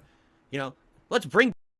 If he hit the lotto, he would probably still stream maybe the same. He would probably take another day off and still stream 5 days a week. And he would be bankrupt within the first year or two because his spending on WWE champions would just go through the fucking roof. Way more than it already fucking has. And he'll be bankrupt in like a couple years. We're at Project 7. He wouldn't actually do anything creative for anyone. That's not the way he is. Because he's not creative now. He doesn't even like what he's doing now. So he would just spend all that money and not actually do as much work. Let's bring it back. Do anything for the right fans. Away. Let's do it immediately. Let's get it back and have people look alike John Rambo, look alike Howard, right? Oh my god. That would be something else. That would certainly be something else, right? I don't think it's ever going to happen though, just saying. There you go. Anyway, let's continue. Here we go. Sambuca has tipped me $25 this morning and says, I'm glad you're following through and you're playing Mario RPG. I am definitely looking forward to the series. Thank you, Sambuca. I appreciate that. You know, I told you I wanted to play it. Like, it wasn't like I didn't want to play it. It was that people earlier this week were telling me, oh no, that's too much Mario back to back. And, you know, I was actually getting apprehensive, but as long as people will show up and chill with me as I play it and support the streams, man. And I hope that will happen. Because I know this is a great game. I played it, like I said, I played it 4.5 years ago. It's an outstanding game. It's on the shorter side. Now that it's modernized, right? Okay. It's exactly the same game, but with new graphics. Although I did hear they might have added some Someone in chat new bosses, maybe? just said, oh, I just came back from a 5-day Seattle trip, and it was fine. No crime or anything. It's not a big deal. All right. You ready for this one? All right, Dr. Knesson. Where did you go? What did you do in Seattle? I want to hear your whole agenda. Let's hear it from start to finish, because I live here. So I know if you're a liar or not. So let's... You don't live in Seattle, and you never come out of your house, except once a fucking week. But you see what happens when someone tries to contradict his bullshit, elaborate fucking lie that he's trying to spell out? Like, Seattle is not any worse than any other major city. every city has crime. Like, whatever that tipper's name is correct. It's not as bad as any other city, Phil. You don't live in Seattle. Newsflash. You fucking don't. You don't go outside but for once a week. And even that, it's 1 or 2 stores, and that's fucking it. You don't know what it's actually like in Seattle, Phil. Now, granted, the dent head there that the tip or messaged probably went to the more touristy places, which probably didn't have as much crime as downtown middle fucking Seattle, but Phil never goes to downtown middle Seattle either. He doesn't go shopping in Seattle. He goes shopping in Renton. See what you did for your nice trip of 5 days, and it was such a beautiful visit, right? Let's see how quick. You see how he's shitting on this person because he has a different point of view. Because you want to be a smart aleck in my chat, right? You want to think that, oh yeah, let's disprove Phil. Oh, let's see how this one goes, huh, brother? All right. Anyway, let's continue. You see how confrontational he is? He's like, he's not trying to disprove Phil. He's just pointing out what the truth is of the matter, and he gets all butthurt and offended because someone's like pointing out the flaws in his logic here. And I'm gonna ban you now, motherfucker. Oopsie poopsie, you probably didn't think I was gonna do that, did you? I just received a $1 tip. What, be confrontational, a piece of shit? No, I'm pretty sure they expected it. Someone is complaining about how I treat people. Well, as you guys know, all right, I do not go out of my way to treat people badly. In fact, for my opinion is, you know... You fucking do. What are you talking about? You always treat people poorly, Phil. You give everyone the benefit of the doubt. No, right? You don't. You didn't give that Dr. Kinnison a fucking benefit of the doubt. You're like, oopsie poopsie, I'm an asshole and I'm gonna shit all over your opinion, even though he was literally in Seattle and you weren't. Like, he went to Seattle. You didn't. You're not in fucking Seattle, Phil. But he loves to pretend that he's fucking knows what he's talking about. And he lives right in Seattle when he doesn't. You live in fucking Renton, dumbass. You're nice, be nice to everyone. The only time that you should You're not nice, Phil. You're not a fucking nice person. You're not an honest, nice streamer. That's not what you are. You constantly shit on people. If anyone brings up any kind of alternative viewpoint other than the bullshit that you're spinning, you shit all over them and make it super confrontational and ban the person or insult the person outright. You're not a nice person. I hate to fucking break it to you and your delusional bullshit, but you really are not. Clap back as if someone is actively going out of their way to try to do something nasty to you. And then, hey, man, if they screw you over... Hey, that person wasn't trying to do any nasty. He was pointing out a flaw in your bullshit. Then that's that. You gave them their chance. They acted that way. And you know what they say? Fool me once, shame on you. Fool me twice, shame on me. That's how I live my life now. All right? So when you get a situation where you get someone coming into your chat and they're going to say something immediately that's a negative. Like, oh, I don't believe anything you just said about where you live. That's not what he fucking said, dumbass. And guess what? You don't live in Seattle. You do not live in Seattle. DSP, darksydephil, Philip Burnell lives in a suburb in Renton, Washington. He does not live in the city of Seattle. He does not.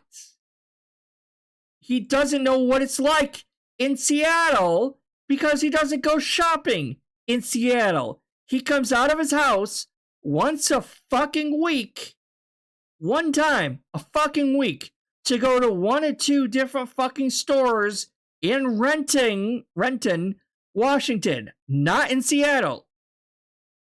The one time he was in Seattle, he said was like when they first moved there. No, when Kat first moved in with them. One time for a staycation. That was the only time, the last time he was in Seattle. He doesn't know what it's like in the city of Seattle. Shut the fuck up, Phil. I was just on a 5-day trip, and okay, dude, I really believe you, right? He was in Seattle more recently than you were. The last time you were in Seattle, you admitted was like years ago. Fucking lived here for 9 years. But don't you were here live for 5 in days, Seattle. You know better than me, right? So let's hear it. Oh my god. You know, let's fucking have it. Let's hear it. If you think that's being a dick, well then don't come into my chat and drop nonsense. What did you think? He wasn't dropping nonsense. He was telling you the truth and disproving your bullshit sob story that you were trying to weave. Because you're talking bullshit, and he's just clarifying something, dumbass.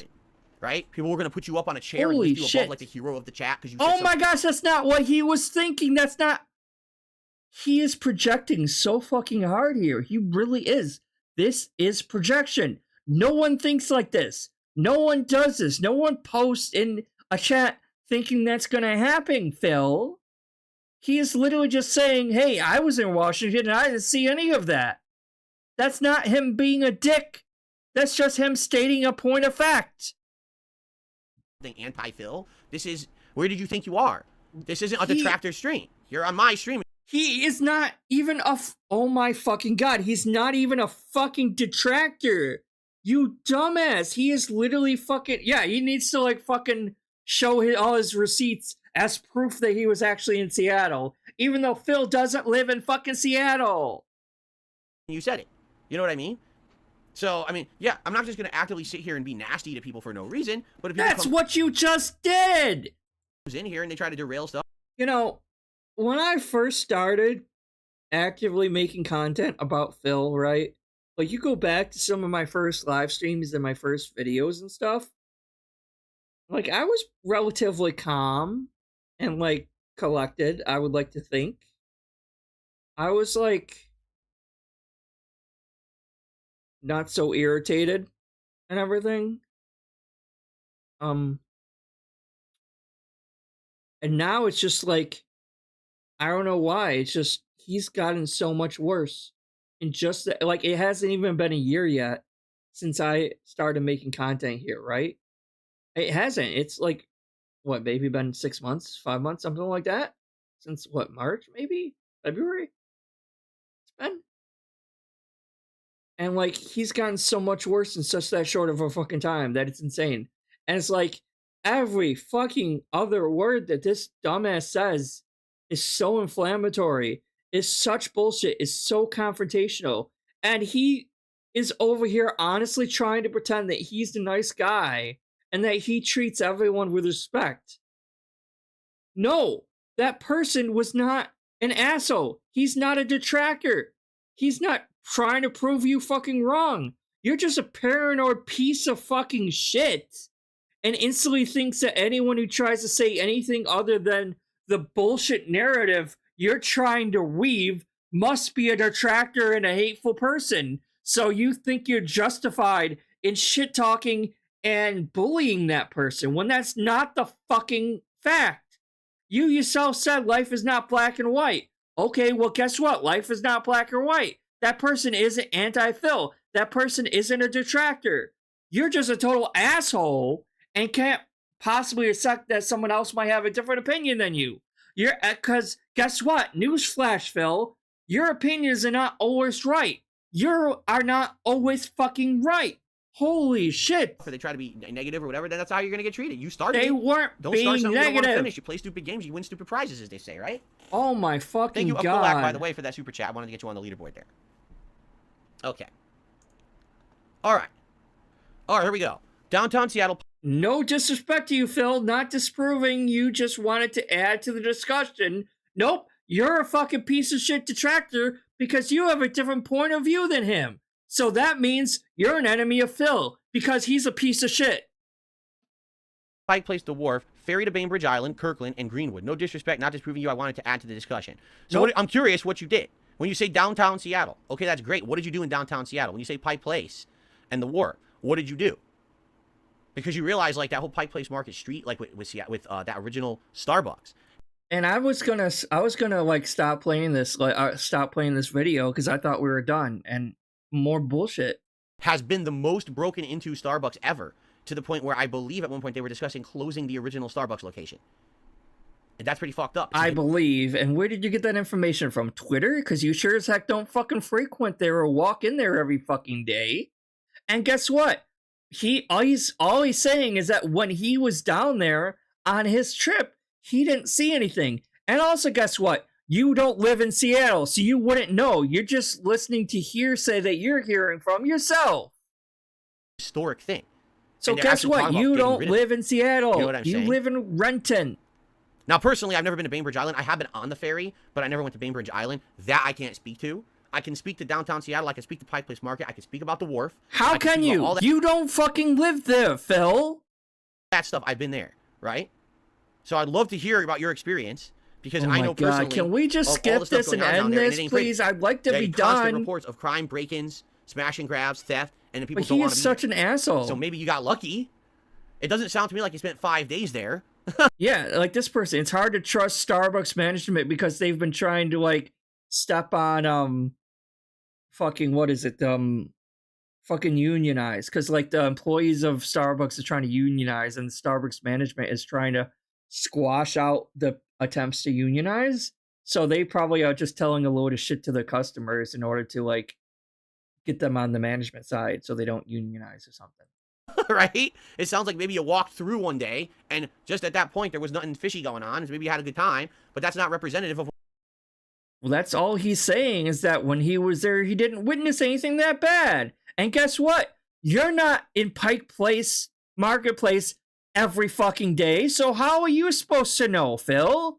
The same goes for you. If you were in Pike Place Marketplace one fucking day and you saw someone try to break in, that's not representative of every fucking day either, dumbass. Oh, someone shoplifted at my grocery store one day. Guess what? That's not representative of every fucking day there either, dumbass. That doesn't mean crime is instantly on the rise because every once in a while someone steals something, steals your precious fucking cart, is it? But it's like here all the time, you understand? How would you know? You don't live in Seattle. Okay. Rich 88 did a super chat. I'm gonna change the title of this stream to DSP doesn't fucking live in Seattle. Cause he doesn't. Doesn't Pink Gorilla video game store in Seattle keep getting robbed? I don't know about that, but I wish this was an exaggeration. I see stories all the time. Constantly. It says stories stuff like, where? On Twitter? Oh, these stories have to be 100% true though, guys, right? Was it a news story? If it was in the news, maybe. But then again, you got the whole fake news and sensationalism, and news channels have to put out these like fucking like sensationalist fucking stories in the news so people like get the people up in arms and all this shit and like be worried because if it bleeds and sells or whatever. The store got robbed, then it got robbed again, then it got robbed again within 2 weeks. And now the store owner is saying, I think I'm going to just close my business. And that's like any big city, dumbass. Like, this isn't exclusive just to Washington State. Because I just can't deal with this anymore, and the police do nothing about it. And that's someone else is saying I've also spent multiple days in Seattle. Probably it's 10 times fine. in the last year. DSP is trying to frame it like it's a fucking war zone going on down there. As news coming out of Seattle. You know? I wish it was an exaggeration. It's not. It's common now. It's an exaggeration. It's just becoming a common thing. Again, you know, I've been to that original Starbucks location 3 times. I went there once when I originally was sightseeing around. It's not like he goes there every fucking day.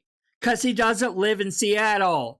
If I wanted to move here, I went there again. I went there again when I had first moved here and I was like doing some tourism. And then I went there one more time with Kat in 2018. And each time I went there, it was all right. There were a lot of people there. Like, why would you wait in line just to get a coffee at the original Starbucks? It's literally the same as every other Starbucks, right? But now, like I said, I keep seeing these stories that it keeps getting busted into. The front window's been smashed like 4 times in the last couple of years, which is expensive to replace. And who is saying this? It's just crime. Did the news say that? That's right on the street where the Dr. Knesset says that he was on. For that Pike Place. Yeah, that's on the street. That's a common thing.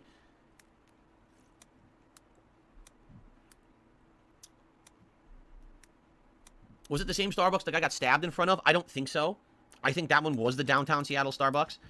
See, downtown Seattle is blocks away, and it's very like almost like skyscraper-ish, but they're not really that big, but they're big buildings, like office buildings, but all the businesses are on the ground level, and there's a bunch of restaurants, shopping, that kind of stuff around there, and that's the area where they're trying to hire people because literally no one wants to work in downtown Seattle. The wages have gone way up there. I'm not kidding when I told you $22 an hour to work at McDonald's in downtown Seattle because no one wants to work. No, again, that's based on the cost of living in Washington State, dumbass. The job, everyone quits when they get there because it's horrible. So no one will hold, no one, they have no one to work. They're all understaffed and shit. No one wants to work in downtown Seattle. All right, he says, I walked around and shopped mostly, went to a few breweries and restaurants. You're right, maybe I got lucky, just enjoyed my time. That's all. Sorry for the drama. Wasn't an attack. All right, but you have to understand, you came into my chat to be contradictory to what I was saying. No, motherfucker. He just was sharing his own opinion. You blew up on him. This fucking guy is just giving him the knee when he didn't do anything fucking wrong in the first place. You are being the asshole, Phil, not him. Yes, this is your stream, but people are allowed to have their own fucking opinions. Okay, dumbass? What did that prove? Why doesn't he leave? He complains all the time about fucking Washington State. Why doesn't he get out of the fucking West Coast then?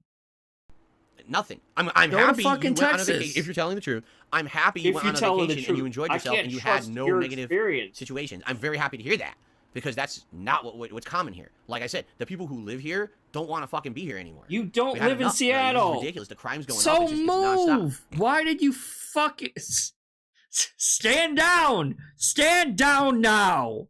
Like, why don't you fucking move then if you're complaining so much? Are you regretting you moved? Are you regretting that you sunk all this money into this condo that isn't nearly paid off and it's falling apart around you? Maybe you should fucking sell that condo and that house. No, he is going to die in that fucking house. Probably on stream, because he will rather go homeless than give up that fucking pig snort mansion. He really would. Okay. Any last minute stuff, guys? Anyone want to tag me in the chat or anything? Please be done. Quickly. Wow. Here, just listen to this. The memes are so old. People are so dumb. They get the negative detractor memes wrong. Someone just said in the chat, I thought Seattle air cured your leg. My leg. Apparently I have a peg leg or something. Did you guys know that? No, it's your back. You can't even get the meme right? Holy shit. That's pretty bad. Well, unless he's talking about your fucking gout, but... You got the meme wrong. Do you even know what the meme is? Wow, I've done it. Ladies and gentlemen, I've done it. I've made content for so long. Over 15 years, people can't remember the... Shit content. Because all you are is quantity over quality. Your content is fucking garbage, Phil. It really is. Negative memes anymore. They've forgotten the memes, and they just spout nonsense now. This is great. There's a lot... in fact, you know what? I think he's earned a... There's a lot newer fucking memes that are a lot better than that, Phil. That's an old meme. Standing ovation for that one. Oh that was my great. fucking god. Yes. But he's not a clown, though, guys. This man is not a child's entertainer. He's not a clown. Wrong. Yes. Yes. Very fucking nice. seal clap over here. That's absolutely amazing. Good stuff there. Oh, yeah. Happy Friday to you, Derek. What was my favorite foods as a kid? Candy. I was a kid. I liked candy like every kid. That was my favorite food. No, I've never ridden on a steam train. What pants am I wearing? I'm wearing Uniqlo lounge pants. Here they are. Uniqlo lounge pants. Because you're a fucking baby. That's what they're called. They're nice and comfy. They're warm. They're a little stretchy. They're very nice. Am I concerned there's 666 people watching? No. Satan is a regular visitor of my stream. I'm down with that. I get it. They get good internet in hell, apparently. From what I've heard, it's like fiber. It's pretty good.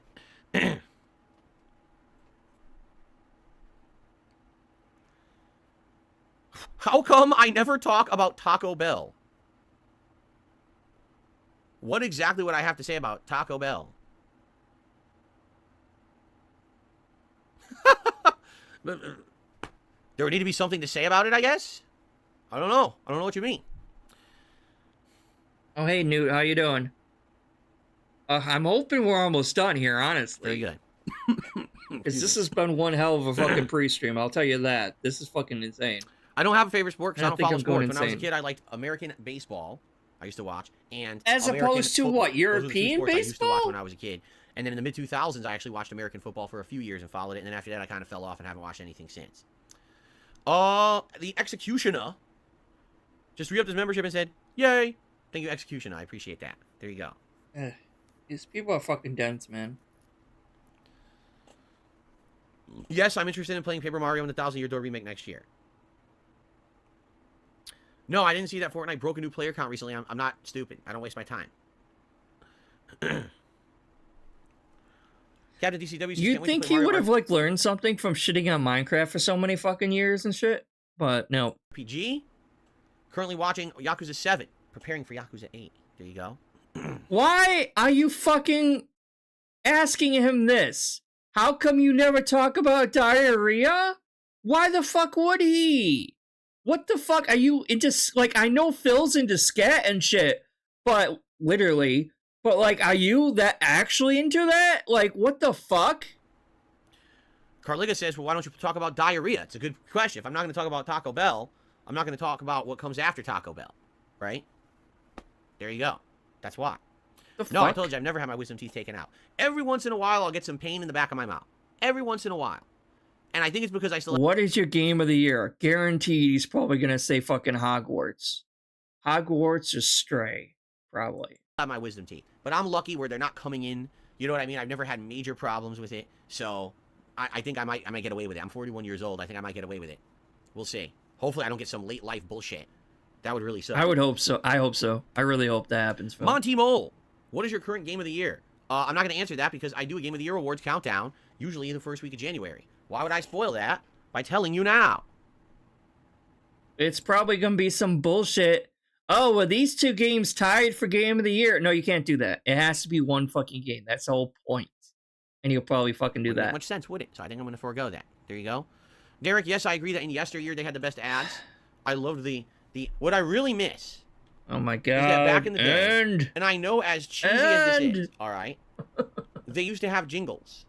They used to have these very notable musical jingles in ads. Still kind of do. And they would stick in your head, right? And you would remember the jingle, and you'd remember the product based What would you do for a Klondike bar?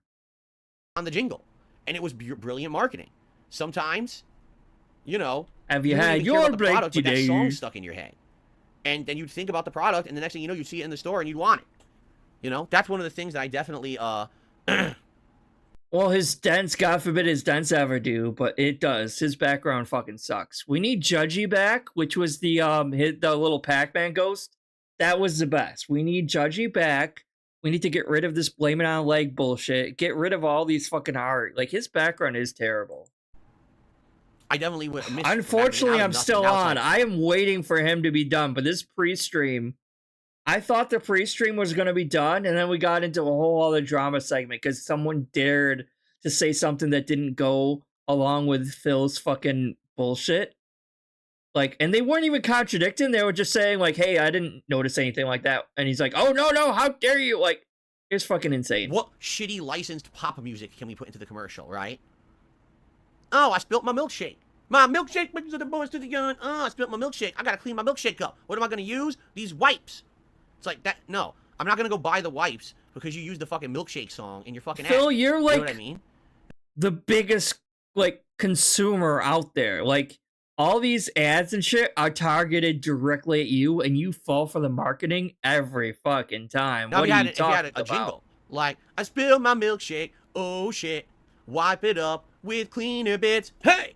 Then I'm like, oh! What the fuck? That jingle would stick in my head, and I'd go buy. No, that was pretty terrible, actually.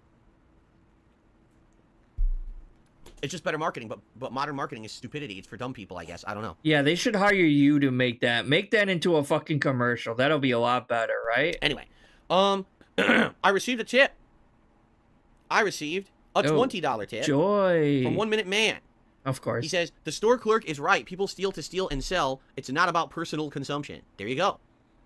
So likely this person who stole this card. Oh, there's a lot of subliminal messaging. I actually, in my college degree, I had to have one class for advertising, I think it was, and we like had a whole section on like subliminal messaging in advertising, and it's crazy some of the shit that they tell you about that you wouldn't even have noticed otherwise. Bags literally will not keep. Yeah, he doesn't know shit. Like he must have been fucking asleep for all of college. I don't know how he passed. I really don't. Because, like, I'm thinking maybe it was one of those college courses where it's like, as long as you pass a test, you didn't actually have to show up for the class. So it's like, as long as he passed the test. So he would never show up for the actual classes didn't learn anything, but got really fucking lucky on the test or something? I don't know. I have an associate's degree in graphic design and digital arts, but I kind of want to go back and finish it and get a bachelor's degree in it. But at the moment, I just don't want to incur extra debt right now, so I'm been kind of putting it on hold. To resell or toss what they're not going to use, and again, yeah, I mean that's the thing, like it really is like thinking from a completely different perspective than what normal people think, because you think, why would you do that? If you're gonna steal what you need. You have no proof someone actually stole your cart though. Or need, and that's what you steal, right? But that's the thing, they're not stealing because they need the shit. They're stealing just because they can steal and get away with it. And then if they get anything out of it after the fact, great. If not, who cares? It's pretty crazy, but that's how it is now. Okay. Beaver Bother to the $1.50 says, can I get an unban? I've done nothing wrong. There's absolutely no way at all that I could unban you during a live stream. Plus, I remember you. And you're a heinous individual doing awful things, so I don't think that we Don't let your dreams be memes. I like that. Like, I don't know if getting a bachelor's degree is even worth it, though, because, like, where I currently live, like, graphic design and digital arts jobs aren't all that in demand. I mean, unless I become, like, a freelancer and do it all digitally online, maybe, but, Unban you, but thanks for the tip. Okay. But I know just having a bachelor's degree in your resume alone would probably make it worth it, or at least look a lot better as a potential employee. Do I have proof? Oh, I've got tons of proof. I got proof out the ass. I can prove anything you think is album under covers any are fun kind to of work argument on or discrepancy. I got the proof. You call me Mr. Phil Proof Burnell. PPB. Phil Proof Burnell. That's what you can start calling me. I got the proof. I have no idea what you're talking about, but you can't I got it, prove man. anything. You Very can't nice. even Sometimes back up your own bullshit lies, Phil. The whole debunk stream proved that, because you didn't debunk anything. Even in the fucking Side Scrollers interview, you didn't actually disprove anything. people just say random shit in my You channel. What couldn't. I'm talking about.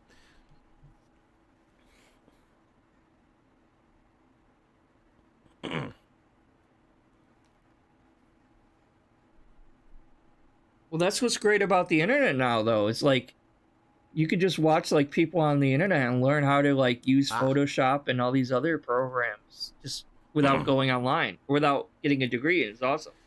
Oh man, stretch. Oh, it's a good one. Are you done yet? Oh yeah. It's like that. I need that one sound clip. Oh, I'm still working on gathering sound clips because I want to get a soundboard. But like, I need that one thing where it's like, and. That's what I need. Apply for unbans. You can email me. You gotta email me and explain what happened, why you think you were banned, and send me your URL to your YouTube channel, and I can look at it off stream. There's no way to unban during a live stream, pretty much. Yeah, I've seen like jobs where it's like, we require a master's degree, but we only pay $15 an hour. I'm like, are you fucking serious? If someone has a master's degree and you're gonna pay them only $15 an hour for your job, no, that's not worth it. Like, that's fucked up. Jade is unsure about this. He's like, I love Mario, but I don't know if I'm going to love it, the RPG. Well, stick around and see if you like it, and if you don't like it, it's fine. I did play it 4.5 years ago. If you want to check out that playthrough, see if that's up your alley, but this is the remake version. It's going to look and sound better, supposedly. Actually, I kind of prefer the way the old one. Oh, really? The old Jax game Gaming looks. says they have fixed the daily challenges in Modern Warfare 3. All you need to really do is get wins now. You don't have to do the actual challenges anymore. People complained, huh? I mean, it is pretty stupid. What if you only have 2 hours to play in a day? And they're like, oh, here's the challenges. You have to use a certain loadout, a certain fucking thing. It's like, wait, I can only play 2 hours today, and for me to level up, you expect me to waste my time using shit I don't want to use? I get it, though. Like, it gave incentive. For me as a streamer, it kind of worked, because it gave me something special to do for the first hour of gameplay, and then I could go to whatever I wanted to do, right? But I could certainly see someone who doesn't have a lot of time to play being pretty pissed off about that. So, I guess we'll see. I might continue to do them anyway if they're still there, right? It's probably a more accelerated way to get your experience points or whatever. I don't know. Unless you're saying they just completely did away with them entirely. I don't know. We'll see. Kagome, thank you. 15 months as a member says Excelsior. Thank you very much there. Excelsior, dude. Oh, you fucking idiot. That's hilarious. That's a hilarious super chat. Go ahead and get blocked. Wait, who got blocked? Hold on.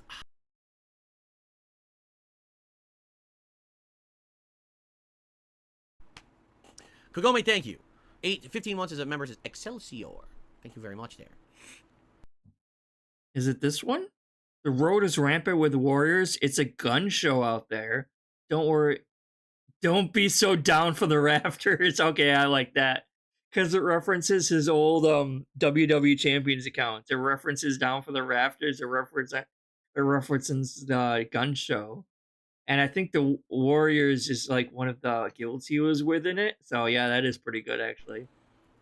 And he knows right away what that fucking means too. He looks at that and he knows what they're talking about right then and there.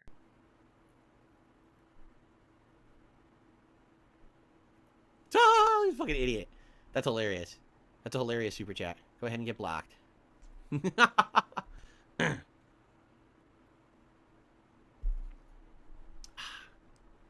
I don't know. I think the original old design from the original Mario RPG had like a certain kind of charm to it.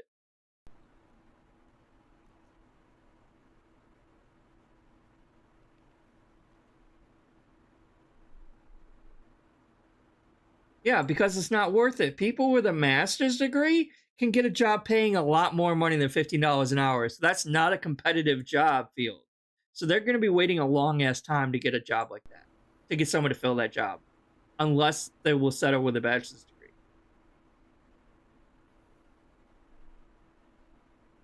Will you just fucking end and play the goddamn game? Adjourn, I should say. Excuse me. Shall we adjourn the podcast? Yes. And jump into Look how fucking long. This is on 1.25 speed, by the way. And look how long it's taking him just to get to gameplay. And this is for a brand new launch game. Because Mario RPG just came out today, and he's procrastinating this fucking much just to play the brand new hype day one release fucking game that usually gets him a lot of money, and he's still procrastinating this fucking much for that. Like, holy shit.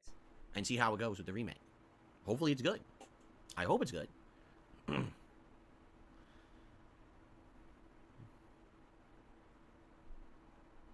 Time to adjourn? You think so? Everyone's saying, all right. All right. Last reminder. Please support the streams. Please support the videos. You could get some cool ass shit from Goodwill, man. No, don't go knocking Goodwill on me over here. You can. It's a shorter week this week. I love like old thrift stores and stuff like that. You can find some cool shit. Having, slower streams ain't good. Today, obviously, we're off to a really great start. This is excellent. Please, this membership thing is a big deal. I really try to boost my membership. I don't know exactly how much McDonald's is paying here. I think it's $16 an hour here. Because minimum wage in New York is $14.40 an hour. So I think McDonald's is slightly higher than that. So I think it's $16 an hour starting. And then if you're a manager, it might be 17 something. So if you can become a member or give memberships, please do. Thanks for all the support in advance. Thanks for being here and chilling. It's time to bring back. I kind of wish I still had a CD disk drive on my PC, but obviously my PC is newer than that, so it doesn't. But I can probably buy a separate disk drive and just have it plugged into USB. Because I do kind of wish I could... this is going to sound dumb, but my car is older. My car is a 2006, right? So it doesn't have a CD player yet. No, wait. It has... Oh, sorry, I'll go back. My 2006 Ford Fusion doesn't have an aux cable. It doesn't have aux cable anymore. Or yet. It doesn't have an aux cable yet. And I don't... I bought a separate thing that I can connect to Bluetooth and play my music through that. And it has a CD player. But it doesn't have an aux cable. And part of me kind of misses the older retro vibe from burning CDs. So I kind of want to have a disc drive again, so I can burn a CD and just have it be all my favorite songs on a fucking CD and just fucking plug that into my CD or my CD player on my phone on my car. Because like I said, my car is a 2006, but it only has 72 or 73,000 miles on it for 2006, so that's pretty fucking cool. And it's already paid for, so I don't have to worry about having a car payment. So. Mario RPG in a big way. Hopefully it's a good one, right? Whoa, what happened? I just got a bunch more contributions out of nowhere. Buggy just did another super chat. Says a bootleg N64 at Goodwill. My mom thought was actually a real N64. We snapped it. Oh, it's one of the. Oh, it's one of those ones where it's like one of those plug and play consoles. Those old ass ones. Yeah, I know what you're talking about. It's one of those old ass plug and play consoles. You plug it into your TV and like it starts out with like 20 or 30 really shitty ass like old Atari fucking games or something on it. Yeah, I know what you're talking about. Buggy. You're not gonna be And here. it's made to look like it's made to look like an older console or like maybe even a portable game system or something like that. Coming up in this week. I know what you're talking about. There's a lot of special stuff coming up. If you can make it, if not, you have a good one too, Buggy. Although you are doing super chats in British pounds, so I don't think that you're American, right? So you wouldn't be celebrating Thanksgiving this week anyway, right? Yeah, there's still a lot of life left in the car. Okay. I think I used to have like a joystick plug and play where it's like there's a joystick with like Spider-Man on it or something. $5 from Shia. And it had, It's like, kind of a really retro stream, but kind of not. on it. Either way, I do love Mario Back in the RPG. Yeah, it's day. kind of weird in the middle. For me, this is a retro stream because I've played this game in the 90s. I played it. No, like JDX, I hate the sound of my voice. It always sounds terrible to me. Again for you guys. I sound like, I don't know, like I always thought I sounded like a nasally like high school kid or something. I always hated the sound of it. You know, we've already done a playthrough. So many other detractors have like better sounding voices, and I'm just over here like, you know. So it's kind of like I don't a like weird the sound of it. in-between hybrid, you know. Are you gonna end anytime soon, Phil? Okay.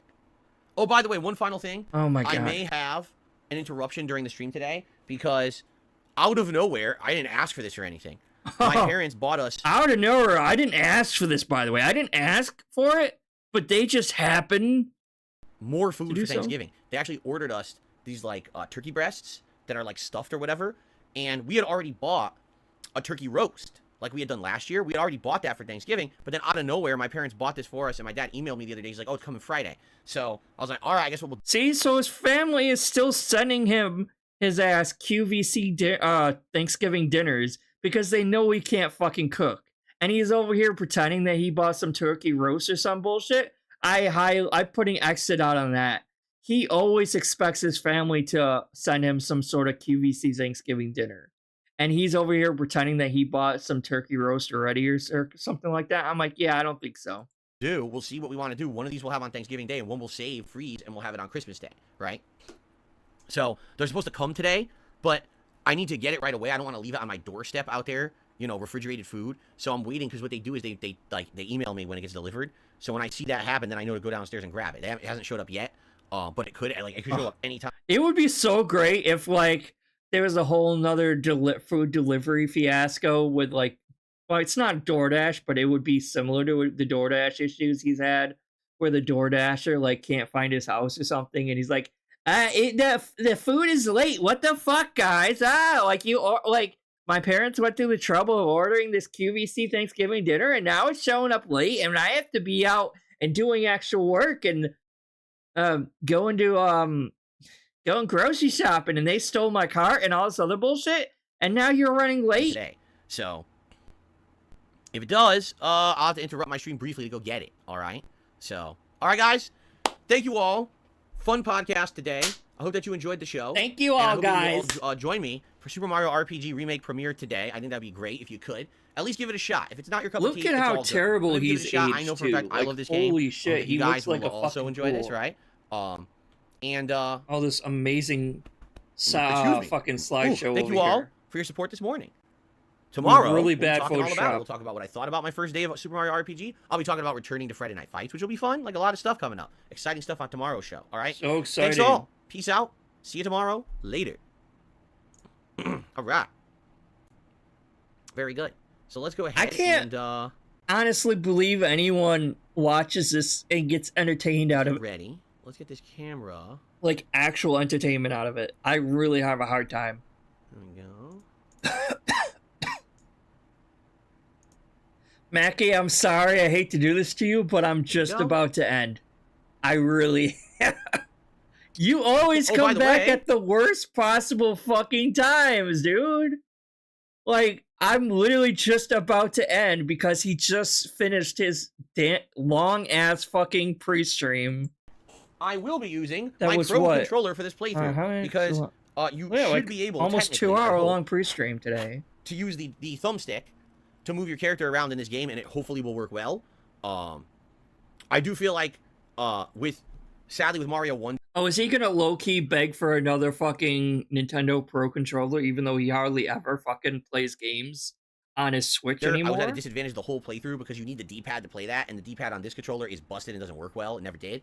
And the D-pad on the other controller that I was using isn't that good either. But with this one, I should be fine to use the thumbstick, so we should have a nice, smooth, controlled playthrough, I hope. Okay? Oh, like By the way, that would improve his playthrough at all. Great Zero Taste for a super chat. Random question: do you have a favorite turkey meal or dinner? I'm thinking of eating more turkey. It's not your fault. Turkey, but not like you think. Like I'm not getting like a whole roasted turkey. I swear it's not your fault. You just have the worst timing. We use turkey for turkey tacos. We use it for bakes like Mexican bake, an Italian bake. Basically anything you would think you would put ground beef into, we put ground turkey into. We just season it so it tastes good, and then we put it in there. Much healthier, by the way, than ground beef. Less fat. I don't want to listen to any health advice from you, Phil, of all people. So you that's how fucking we like a malnourished as hell. Our turkey. For Thanksgiving, personally, I'm not in love with turkey. I always told you guys, I think turkey might be one of my least favorite things about Thanksgiving. I like all the other stuff, all the sides and stuff. Like seriously. Like I don't like white meat turkey because it's too dry, but I do like dark meat turkey. I like the nice moist, soft. I don't like saying moist, but I like the darker meat turkey. But my favorite is like probably breading. I love breading. I love mashed potatoes, green bean casserole. Oh, so good. What? YouTube is not receiving enough video to maintain smooth streaming. Huh? Your bit rate's too high, Phil.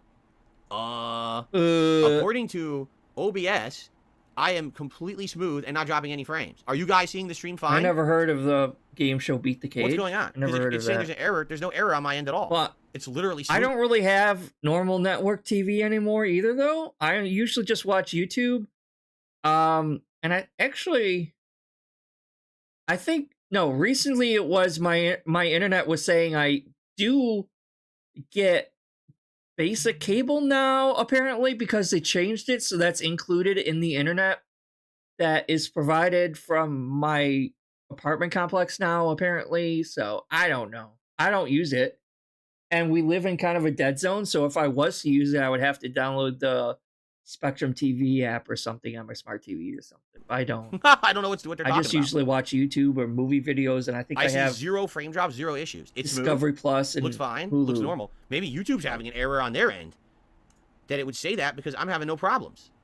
Yeah, I don't have access to like Fox TV YouTube is not receiving enough. What are you talking about? Or NBC or any of those. It says poor quality, but you guys are saying it looks fine, right? Because, like I said, we live like where I live. Like it's really is a dead zone in terms of like, not so much cell phone because we do have 4 and 5G here, but in terms of like local TV antennas, it has a really hard time picking up local TV antennas. So I might get like fucking QVC or that like maybe WB, maybe. But it's like, it's very few and far between the local TV channels that I get, even with the digital TVs. So it's like, you have to have like really expensive like antenna extender, or you could just use fucking the mobile app, or not mobile apps, but the TV apps and stuff on the phone, on the TV, and just use that instead. Everything looks good? We're still good? Nope. You're gone. Because it says still broadcasting. Everything's good. People are saying it's good. Quality is fine. I think YouTube might be having problems. Yes, it's all YouTube's fault. Let me try like refreshing other pages on YouTube and see if they load. Maybe YouTube in general is just having problems. That would be great. My content page loaded fine. I'm at a loss as to why it's saying this. Just fucking start. Let me try reloading this page. Everything is fine. Wow.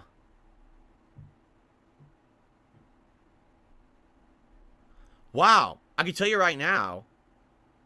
I was never YouTube that really big into game shows, though, so honestly. on my main channel page, there's this new thing that now lists. Like, sure, when I was like a kid and I was sick, I was staying at my grandma's because I was sick or whatever. Like, you know, like those days when you, like, those days or a couple days when you get sick as a kid and you you get to stay home and you get to watch network TV that you usually don't get to watch because you're usually in school and you watch The Price is Right. You maybe watch Make a Deal, like those TV or those game shows. I do like Let's Make a Deal though. That was always like a fun one, and Price is Right, obviously. But And it's supposed to recommend certain videos and things. It's recommending my oldest videos. It's literally recommending my oldest videos on the page that I've ever had. It's recommending like Spider-Man, Shattered Dimensions.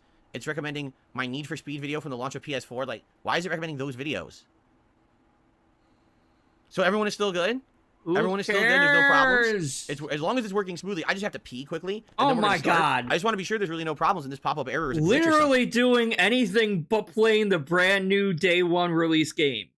Literally doing anything but that. He is trying to procrastinate so hard. He probably only had like 1 hour gameplay this whole fucking morning stream for the day one release of this game. It's fucking insane. Because I'm showing smooth connection, zero drop frames, everything looks good. I don't know why it's saying all of a sudden out of nowhere error. It's all good on your end, Shia? I'm running at 1080p, 60 frames. Everything's fine. It's being ridiculous, says Joel Off. Looks smooth. And I was never a fan of DSP's content, older or yeah, I mean, newer, obviously you've seen the dashboard, but I can at least see why people liked his older content. All good? Because, like, at least his older content, he seemed to actually be enjoying the games at the very least. To see if it fixes the error message. No. And his like personality both now and then is both fake as fuck anyway. By the way, we hit 100 likes already, so I'll do a bubble blow. But I can kind of see why. That's so weird. I'm getting this pop-up message saying YouTube is not receiving so he's going to focus on this for the rest of the stream? Are you serious? But there's nothing wrong with it. It's just YouTube serious? This is hilarious. Oh, really? Expand Dong says they did some script changes to make it closer to the Japanese version. I wonder if you'll notice any of the changes. I guess we'll see. Right? All right, let's do a bubble blow. And we're going to take a very brief break for me to pee, and then we're going to begin. Okay? Let me... bubble blow. Here we are.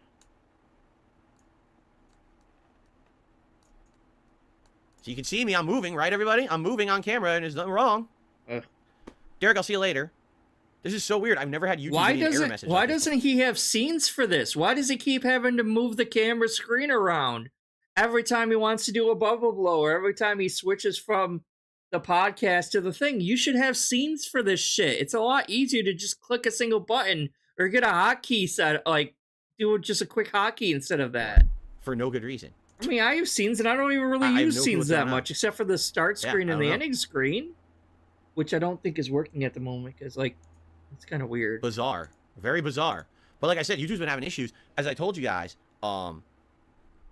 there's been a lot of problems recently with YouTube streaming. There's been certain people who are streaming, and because of the server that they connect to, because of where they are in the world, their streams have been buffering and choppy for like days at a time, and then all of a sudden just fixed.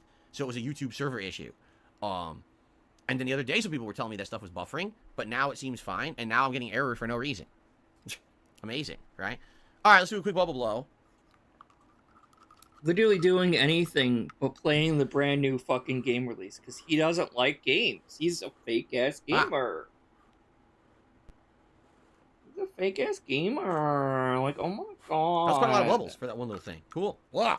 You faker. All right, guys. Yeah, please, everyone, let me know if there actually ends up being problems with the stream.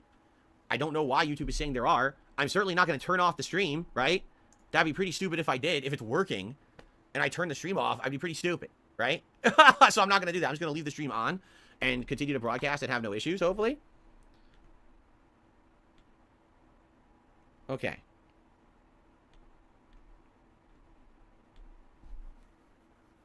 Cool. All right, are we good? So, now I got bubbles on my glasses.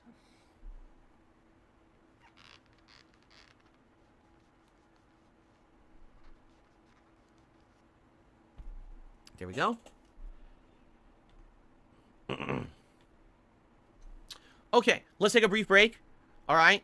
I'm just going to go quickly use the restroom, and I'll be back in like 5 minutes. So I won't run ads, but it's very possible the stream will run ads anyway because it's automatically running them. All right. So I'll just mute the mic. I'll go use the bathroom. I'll be right back, and we'll begin. See you in like 5 minutes, everybody. And muted. It cuts.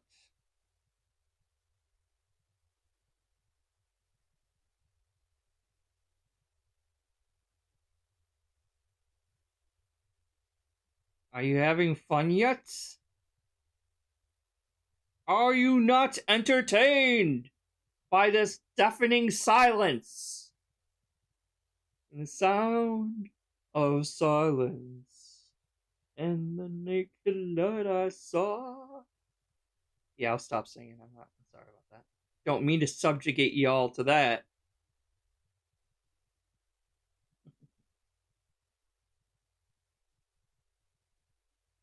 Wow, just dead air. This fucking dead air. He doesn't play in it. Like, he's like, oh, I'm gonna start playing, like, airing more ads and everything like that. Why don't you air an ad at times like this when it's fucking dead air? The viewers have nothing to watch, nothing to listen to. It's literally just dead air. Not playing any music, nothing. Like, holy shit. I'm not blowing bubbles. I don't even have bubble formula, bubble fluid. I don't even have a bubble thing in here. And I don't show my face on this channel anyway, so. And I'm not like Lead. I don't know how to do like fancy GIFs on here. I mean, I could probably put a GIF on there a little bit. Wow. And this is at 1.25 speed too. How long is he? It's kind of hard to tell because I don't think it's post-processing and I don't want to. If I screwed this up, like if I pause this to try to fast forward through this, it might screw it up a little bit because it's not live any longer. It used to be a live broadcast I'm watching, but it's not live any longer. So it's probably in the process of not uploading, but processing to an actual video. Look at this. All right, I'm going to skip forward a tiny bit. Still gone. Still gone. Still gone. 3 minutes down. 5 minutes. No, I don't think so. Booping. Jesus Christ.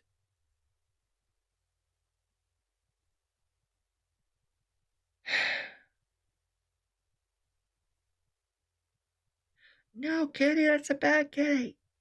Now they're talking about Mr. Pibb. This game is awesome so far. I'm really okay, guys, feeling I'm back. it. I'm ready to start, and guess what? The error that was going on is gone. So whatever that error was, it disappeared while I was pooping. Yeah, we really needed to hear that. That's a good sign. I just received a $2 tip. Someone is asking in a $2 tip, if I gave you money, would you buy the battle pass for Call of Duty? I don't even know what's in the battle pass for Call of Duty. Like, I don't even know what that would do. If I bought the battle pass, what on earth would I get? Would it be anything that would benefit my gameplay? Because I'll be honest, I don't care about cosmetics. I don't care about any bells, whistles, or bullshit. But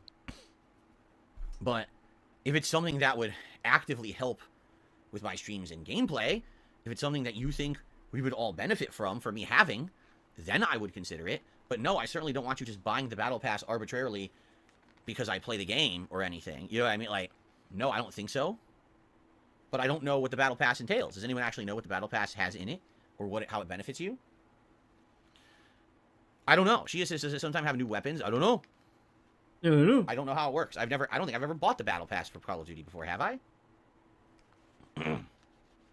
Well, folks, we've been streaming for 3 hours and 43 minutes. That's a long-ass pre-stream podcast, folks. I think I'm about done. Granted, I did pause a few times there and there, so it probably wasn't quite that long. But Jesus Christ, like, today's podcast was fucking insane. Just insane delusion, rants, projection, paranoia. He is fucking losing his goddamn mind. This year alone has been more insanity and just conjecture and speculation from him than any other years combined. Like, I look back and remember even just last year in 2022, not a whole lot happened, to be honest. It was kind of a boring DSP year, but this year alone, It's just, there's so much content. There's so much insanity coming from him. It's like every other stream, there's some insanity that he is fucking started or created in some way or another. It's just, it's nuts. It really is. It's just, I don't fucking know, man. I really don't know. It's crazy. Is this working? All right. It's just, it's nuts, man.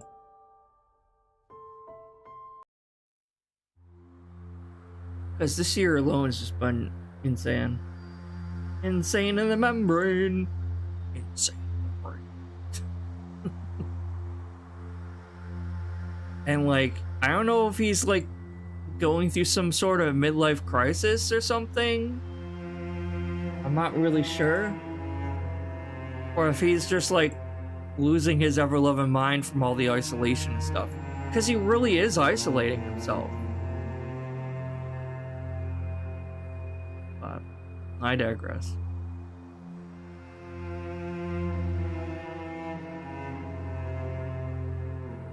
But I'll see you guys all later, alright? Thank you everyone who's sticking around. Thank you everyone who chatted. I appreciate the interactions. I had a lot of fun actually being able to talk with someone in chat while I was streaming, as opposed to me doing this by myself with no one watching. So I do appreciate that. Thank you. And thank you for all of those who are going to be watching this after the fact. I do appreciate that as well, as always. Like I said, originally today's stream was not going to be about this. It was actually going to be a catch-up stream, because I still have a lot of drama and shit that I need to catch up on. But every single day it's some new bullshittery from fucking DSP, so just is what it is. And for once I was actually kind of sort of in the position to be on top of it and address it at the same day, as opposed to catching up on it later on after the fact. So I mean, he'll probably be fucking milking this whole I was robbed thing for another like fucking week or two at least, if we look into seeing how much he's milking something as mundane as him being sick. It's just something super mundane, like, oh, he was sick. He's been milking for like almost a month now. Almost a fucking month. Oh my god, Mackie. Every time you come back and I'm just about to leave, I only stayed a little bit longer because it seemed like there was some more bullshit at the end, but I'm really going this time. And my throat's killing me as it is, because I've been streaming for almost 4 hours now.